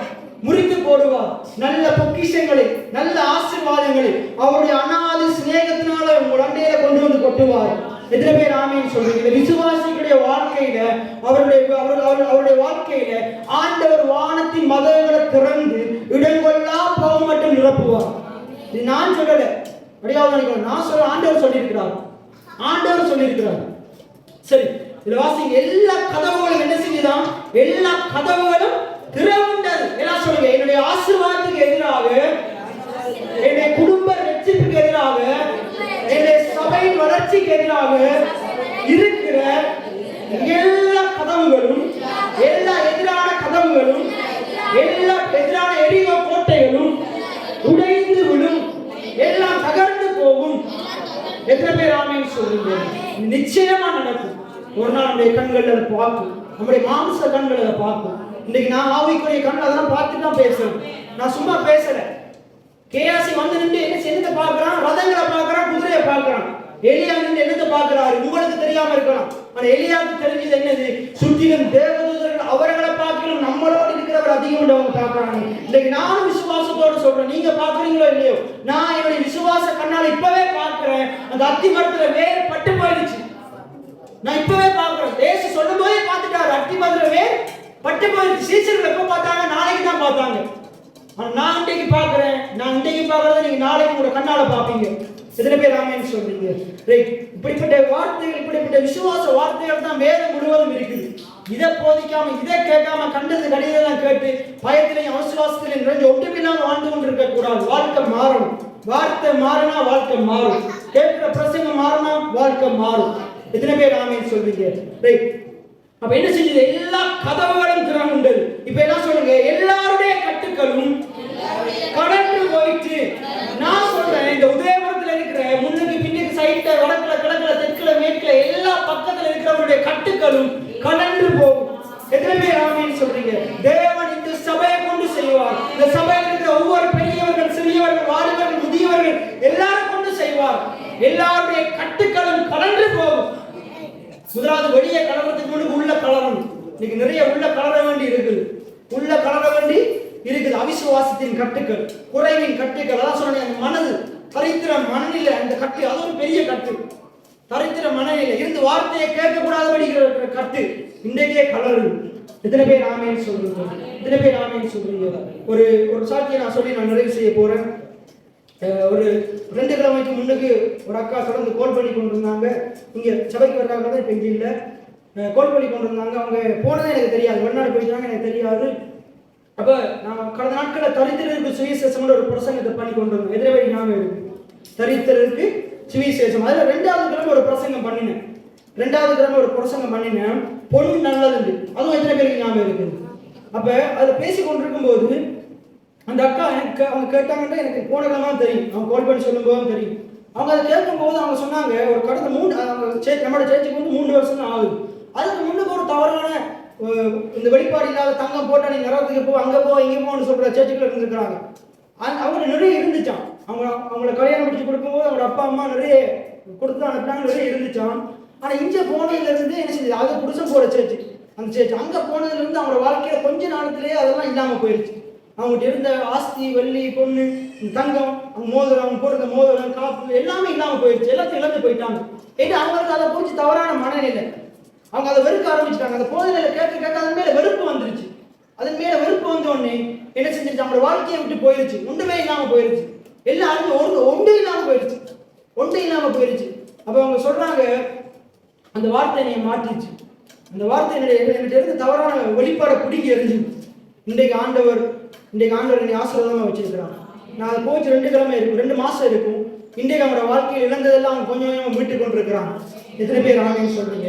இன்றைக்கு உங்களோட கைமீறி போனதெல்லாம், நீங்க உங்களோட கையில இருந்த காலில் இருந்த நீங்க வச்சிருந்த இழந்தது எல்லாவற்றையும் ஆண்டவரை நம்பும் போது, இந்த சரியான சத்தியத்தை நம்பும் போது எல்லாவற்றையும் ஆண்டவர் மீட்டு தருவார். எத்தனை பேர் ஆமேன்னு சொல்றீங்க? சில காரியங்கள் முட்டாள்தனமான உபதேசத்தை கேட்டு, முட்டாள்தனமான மனுஷனுடைய வார்த்தையை கேட்டு, அங்க வச்சு இங்க மாத்தி அங்க மாத்தி இப்படி எல்லாம் ஏதாச்சும் உங்களுக்கு நடந்திருக்கலாம். ஆண்டவர் மீட்டு தருவார். ஆண்டவர் மீட்டு தருவார். இதை சொல்லும் போது அங்க பெரிய மாற்றம் நடக்குது. எத்தனை பேர் ஆமேன்னு சொல்றீங்க? அப்ப என்ன செஞ்சது? கதவுகள் எல்லாம் திறவுண்டது, சங்கிலிகள் எல்லாம் அறுந்தது. நான் விசுவாசிக்கிறேன், இன்னைக்கு இந்த உதயபுரத்தில் நம்மளை சுற்றிலும் இருக்கிறவருடைய சங்கிலிகள் கலருகிறது, கதவுகள் திறக்கிறது. எத்தனை பேர் ஆமேன்னு சொல்றீங்க? ஆண்டவர் வழிகளை ஆயத்தப்படுத்துறார். சுவிசேஷத்தை கொண்டு போறதுக்கு வழிகளை ஆயத்தப்படுத்துறார். ரட்சிப்பு மற்றவனுடைய வாழ்க்கையில ரட்சிப்பை கொடுக்கறதுக்கு வழியை ஆயத்தப்படுத்துறார். கர்த்தர் நம்மளோட ஒவ்வொருவரை கொண்டு பெரிய காரியங்களை செய்ய சித்தமா இருக்கிறார். எத்தனை பேர் ஆமேன்னு சொல்றீங்க? இதே தொடர்ந்து அறிக்கை செய்ய, கர்த்தர் என்னையை கொண்டு செய்ய போறார். என்னையை கொண்டு 1000 பேர்களை சந்திக்க போறார். என்னையை கொண்டு 1000 பேர்களை சபைக்குள்ள கொண்டு வர போறார். எத்தனை பேர் ஆமேன்னு சொல்றீங்க? நான் ஜெபிக்கும் போது கதவுகள் திறக்கும். நான் ஜெபிக்கும் போது சங்கிலிகள் அறுந்து விடும். எத்தனை பேர் ஆமேன்னு சொல்றீங்க? அப்ப இதைய தொடர்ந்து நாங்க பிடிக்க போகிறோம். அதில் பாருங்க, போட்டிருக்கு பாருங்க, கட்டுகள் எல்லாம் கலன்று போயிட்டு சிறைச்சாலை காரன் நித்திரம் தெளிந்து சிறைச்சாலையின் கதவுகள் திறந்திருக்கிறதை கண்டு கட்டுண்டவர்கள் ஓடி போனார்கள் என்று எண்ணி பட்டயத்தை உருவி தன்னை கொலை செய்து கொள்ள போனான். பவுல் மிகுந்த சத்தமிட்டு, நீ உனக்கு கெடுதி ஒன்றும் செய்து கொள்ளாதே. நான் இந்த வசனத்தை நான் எப்படி பார்க்கறேன் தெரியுமா? எப்படி பார்க்கணும் தெரியுமா? இங்க இருக்கிற ஜனங்கள்லாம் ரட்சிக்கப்பட்டு, இங்க மாத்திரமல்ல இந்த மன்னார் பட்டத்தில் இருக்கிற ஜனங்கள்லாம் ரட்சிக்கப்பட்டு, நம்முடைய சபை 10,000 இல்லை 10,000க்கு மேல நிரம்பும் போது இங்க சில பேர் இருக்கிறாங்க, பெரியாக்கள் இருக்கிறாங்க. அவங்களெல்லாம் ஐயோ ஜனங்களெல்லாம் அங்க போயிட்டாங்களே, முதல் சமமாக கொடுத்து போயிடுவாங்கன்னு பயந்தோம், வார்த்தையை கேட்டு போயிட்டாங்களே கதறி அவங்களும் ஓடி வருவாங்க, அவங்களும் ரட்சிக்கப்பட்டு வருவாங்க. எத்தனை பேர் ஆமேன்னு சொல்றீங்க? நீங்க ஜனங்களை குற்றாட்டம் பண்ணி கொண்டிருக்கிற, ஜனங்களை தவறான சிலைகளை வணங்கும்படி நடத்தி கொண்டிருக்கிற, ஜனங்களை தவறான உபதேசத்துக்குள்ள நடத்தி கொண்டிருக்கிற, இந்த இடத்துல நம்மளை சுற்றி இருக்கிற எல்லா தவறான போதகர்களும், தவறான காரியங்களை பிரசங்கிக்கிறவர்களும், தவறான காரியங்களை சொல்லிக் கொடுக்கிற எல்லா பெரிய பெரிய ஆட்களும் ஒரு நாள் இந்த இடத்துல வருவார்கள். எத்தனை பேர் ஆமேன்னு சொல்றீங்க? கட்டுண்டவர்களும் வருவாங்க, கட்டி வச்சிருக்கிறவங்களும் வருவாங்க.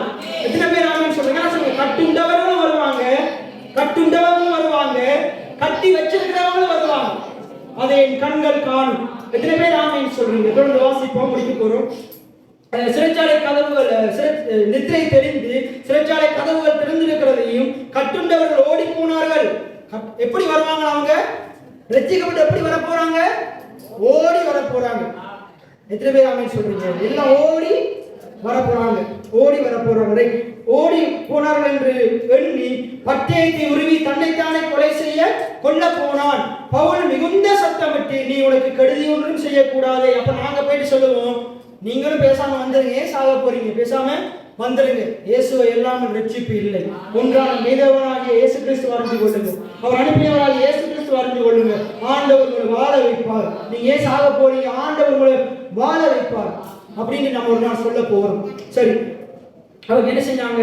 அப்படி பவுல் போயிட்டு சொல்றாரு. சொல்லும் போது பவுல் மிகுந்த சத்தமிட்டு, நீ உனக்கு கெடுதி ஒன்றும் செய்து கொள்ளாது, நாங்கள் எல்லாரும் இங்கேதான் இருக்கிறோம் என்றான். அப்பொழுது அவன் தீபங்களை கொண்டு வர சொல்லி உள்ளே ஓடி நடுநடுங்கி பவுலுக்கும் சீலாவுக்கும் முன்பாக விழுந்து, அதான் நான் சொல்றேனே, நான் கடந்த 3 கிழமையா சொல்லிட்டு இருக்கிறேன், நமக்கு விரோதமாய் எழும்புகிறவர்கள் நம் பட்சமாய் வருவார்கள். எத்தனை பேர் ஆமேன்னு சொல்றீங்க? என்ன சொல்றீங்க? நமக்கு விரோதமாய் எழும்புகிறவர்கள் நம் பட்சமாய் வருவார்கள். பவுலுக்கு விரோதமா எழும்பினவன் பவுல் பட்சமா வர்றான், காலில் விழுறான். ஆண்டவர் அப்படி மாத்துவார். என்ன செய்யறான்? காலில் விழுந்து என்ன செய்யறான்? அவன் சொல்றான், பாருங்க, நான் ரட்சிக்கப்படும்படிக்கு நான் என்ன செய்ய வேண்டும்? நம்மளால எதுவுமே செய்ய முடியாது. மனுஷனுடைய கிரியையினால் ரட்சிக்கப்படவே முடியாது. ரட்சிப்பை கொடுக்கிறவர் ஆண்டவராக இயேசு கிறிஸ்து. அவருடைய கல்வாரி சிலுவையில் அவர் சிந்தின ரத்தம் தான் ரட்சிப்பை கொடுக்குது.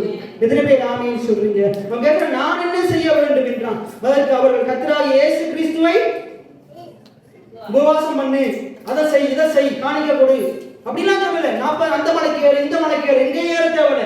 கர்த்தராகிய இயேசு கிறிஸ்துவை விசுவாசி, அப்பொழுது விசுவாசிக்கிற நீயும் உன் வீட்டாரும் ரட்சிக்கப்படுவீர்கள். எத்தனை பேர் ஆமென் சொல்றீங்க?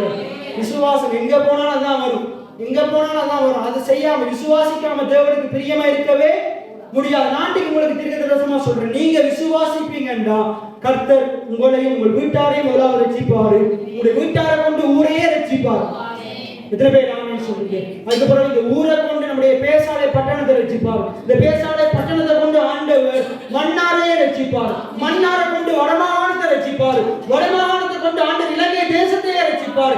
இலங்கை தேசத்தை கொண்டு ஆண்டவர் உலக நாடுகளையே ரட்சிப்பார். ஆண்டவர் உலக நாடுகளை ரட்சிக்கிறதுக்கு ஒரு விதை போதும், ஒரு விதை போதும். கர்த்தருக்காக நிற்கிற ஒரு மனுஷன் போதும்.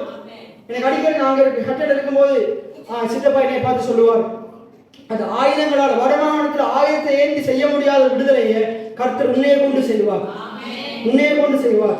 ஆயுதம் ஏந்தி வடமாகாணத்தில் செய்ய முடியாத மாற்றங்களை ஆண்டவரை விசுவாசிக்கிற உன்னையே கொண்டு செய்வார். அதை நீ அறிக்கை செய்யணும். அப்படி சொல்லுவார், என்ன சித்தப்பா சொல்லுவார், அதை நீ அறிக்கை செய்யணும். கர்த்தர் என்னையே கொண்டு செய்வார். நான் இந்த வார்த்தையை கொண்டு இந்த வடமாகாணத்தை அசைச்சு போடுவேன், இந்த இலங்கையை மாற்றுவேன்னு சொல்லணும். எத்தனை பேர் ஆமென் சொல்றீங்க? இது வெறும் தைரியம் மட்டும் வார்த்தைகள் இல்லை, இது நான் விசுவாசிக்கிற ஆண்டவர் என்னையை கொண்டு என்ன செய்வார்னு நான் அறிஞ்சிருக்கிறேன். நான் விசுவாசிக்கிற ஆண்டவர் என்னையை கொண்டு என்ன செய்வார்னு நான் அறிஞ்சிருக்கிறேன். இன்னைக்கு நீங்களும் அறிஞ்சு கொள்ளணும். அப்படி எழுந்து கொள்ளுங்க, அப்படி எழுந்து கொள்ளுங்க. அப்படி எழுந்து கொண்டு நம்ம ஒரு பாடலை நாங்கள் படிக்க போகிறோம். தெரிஞ்சவங்க என்னோட சேர்ந்து படிங்க, தெரியாதவங்க உணர்ந்தவங்களா படிங்க, கருத்தோட படிங்க, கருத்தோட பாடல்களை படிங்க. கர்த்தர் கட்டுகளை அறுப்பார், கர்த்தர் கட்டுகளை அறுப்பார். சிறைச்சாலை அடைப்பதில்லை, சங்கிலிகள் நிலை தரவில்லை. சிறைச்சாலை அடைப்பதில்லை, சங்கிலிகள் நிரந்தரமில்லை. சிறைச்சாலை அடைப்பதில்லை, சங்கிலிகள் நிரந்தரமில்லை. சிறைச்சாலை அடைப்பதில்லை, சங்கிலிகள் நிரந்தரமில்லை. உங்கள்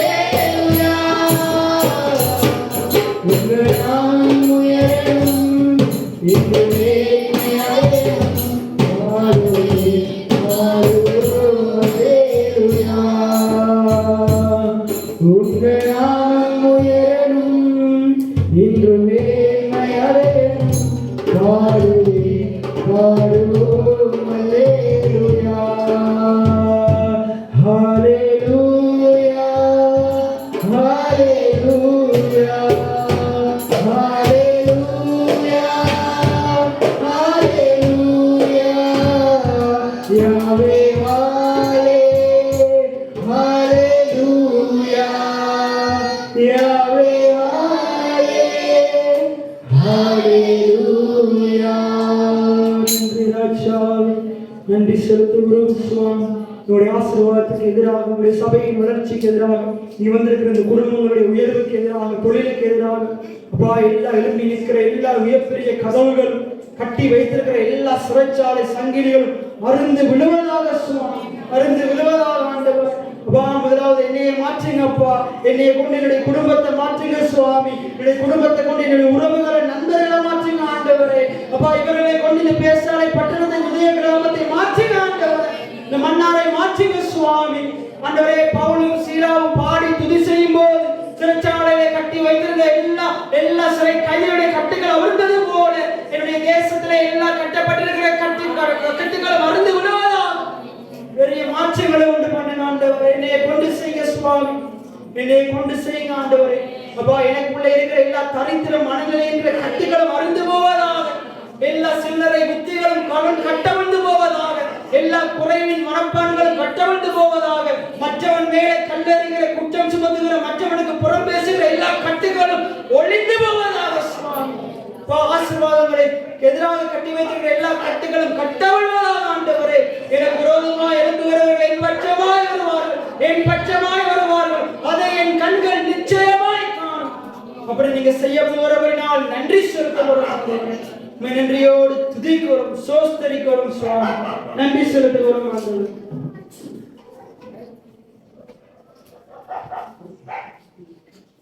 கர்த்தராகிய இயேசு கிறிஸ்து கிருபையும் தேவனுடைய அன்பு பரிசுத்த ஆவியானுடைய ஐக்கியம் உங்கள் அனைவரோடு கூட இருப்பதாக. என் ஆத்துமாவே கர்த்தரை ஸ்தோத்திரி, என் முழுவதுமே பரிசுத்த நாமத்தை ஸ்தோத்திரி, என் ஆத்துமாவே கர்த்தரை ஸ்தோத்திரி.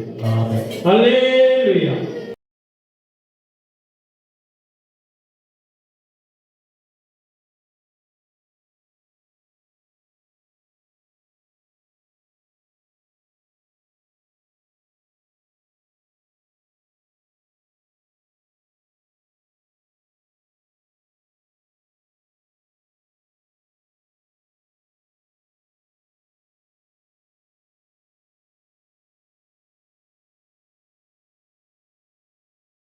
ஒரு விசுவாசி ஏழையா இருப்பது ஆண்டுடைய சித்தம் இல்ல. ஒரு விசுவாசி வறுமையில வாடுவது ஆண்டுடைய சித்தம் அல்ல. ஒரு விசுவாசி அப்பத்துக்கும் தண்ணீருக்கும் அலைந்து திரிவது ஆண்டுடைய சித்தம் அல்ல.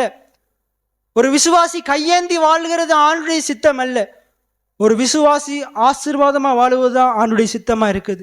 நீங்களும் நானும் ஆசீர்வாதமா ஐஸ்வர்யமான வாழும்படிக்கு ஆண்டவர் நம் நிமித்தம் தரித்திரரானார் என்று வேதம் சொல்லுது. பிரியமான பிள்ளைகளை, நீங்க எல்லாவற்றிலும் வாழ்ந்து சுகமா இருக்கும்படி அவர் வேண்டுகிறார், சுகமா இருக்கும்படி வேண்டுகிறார். நீங்க எதை விரும்புகிறீங்க? வேத வசனம் சொல்லுது, ஜீவனை விரும்பி நல்ல நாட்களை காண வேண்டும் என்று விரும்புகிற மனுஷன் பொல்லாப்புக்கு தன் நாவையும் கபட்டு வசனிப்புக்கு தன் உதடுகளையும் விலக்கி காத்து கொள்ள வேண்டும் என்று வேதம் சொல்லுது. இன்னைக்கு விசுவாசிகளாகிய உங்களை ஒவ்வொருவருக்கும் சொல்றேன், பொல்லாப்புக்கு உங்களுடைய நாவை விலக்கி காத்து கொள்ளுங்க. கபட்டு வசனிப்புகளுக்கு தேவையில்லாத பேச்சுக்களுக்கு உங்களுடைய வாயை பயன்படுத்தாதீங்க. உங்களுடைய வாயை பயன்படுத்தாதீங்க. நிறைய பேர் வந்து வாயை கிண்டி விடுவான், அதுக்கு நீங்க உங்களுடைய வாயை ஒப்பு கொடுக்காதீங்க. பெந்தகோஸ்தே நாள்ல வந்த உடனே ஆண்டவர் வாயைத்தான் தொட்டாரு. அதான் அடிக்கடி சொல்றது, வாய் தொட்டாதான் வாழ்க்கை மாறும். வாய் மாறும் வரைக்கும் பரிசுத்த ஆவியானவரால் எதையும் செய்ய முடியாது, எதையுமே செய்ய முடியாது. அதனாலதான் பெந்தகோஸ்தே நாட்கள் ஆண்டவர் வந்து வாயை தொட்டாரு. இன்றைக்கு நிறைய விசுவாசிகளுடைய வாய்கள் தொடப்பட வேண்டும். வீணானவைகளை பேசுகிற வாய்கள் தொடப்பட வேண்டும். வீணான காரியங்களுக்கு ஒரு முக்கியத்துவம் கொடுக்கிற வாய்கள் தொடப்பட வேண்டும். இன்றைக்கு ஆண்டவர், நான் நினைக்கிறேன், ஆண்டவர் ஒவ்வொருவருடைய வாயை தொடுறார். இன்றைக்கு ஆண்டவருடைய வாய்களை தொடுறார். உங்களுடைய வாயின் வார்த்தைகளை குறித்து மிகுந்த ஜாக்கிரதையிலாம் இருங்க. ஜீவனை விரும்புங்க, நல்ல நாட்களை காண வேண்டும் என்று விரும்புங்க. இன்றைக்கு நீங்களும் உங்களுடைய பிள்ளைகளும் நல்லா வாழணும் என்று நீங்க விரும்புவீங்களா இருந்தா உங்களுடைய வாயை விலக்கி காத்து கொள்ளுங்க. பொல்லாப்புக்கு விலக்கி காத்து கொள்ளுங்க. கபட்டு வசனிப்புகளுக்கு விலக்கி காத்து கொள்ளுங்க. தேவன் உங்களை உயர்த்துவார். எத்தனை பேர் ஆமேன்னு சொல்றீங்க? ஐஸ்வர்யத்தை நம்பாதீங்க, பணத்தை நம்பாதீங்க, பணத்துக்கும் ஐஸ்வர்யத்துக்கும் பின்னுக்கு போவாதீங்க. கர்த்தரை நம்புங்க, கர்த்தர் உங்களை செழிக்க செய்வார். ஐஸ்வர்யத்தை நம்புகிறவன் விழுவான், கர்த்தரை நம்புகிறவனோ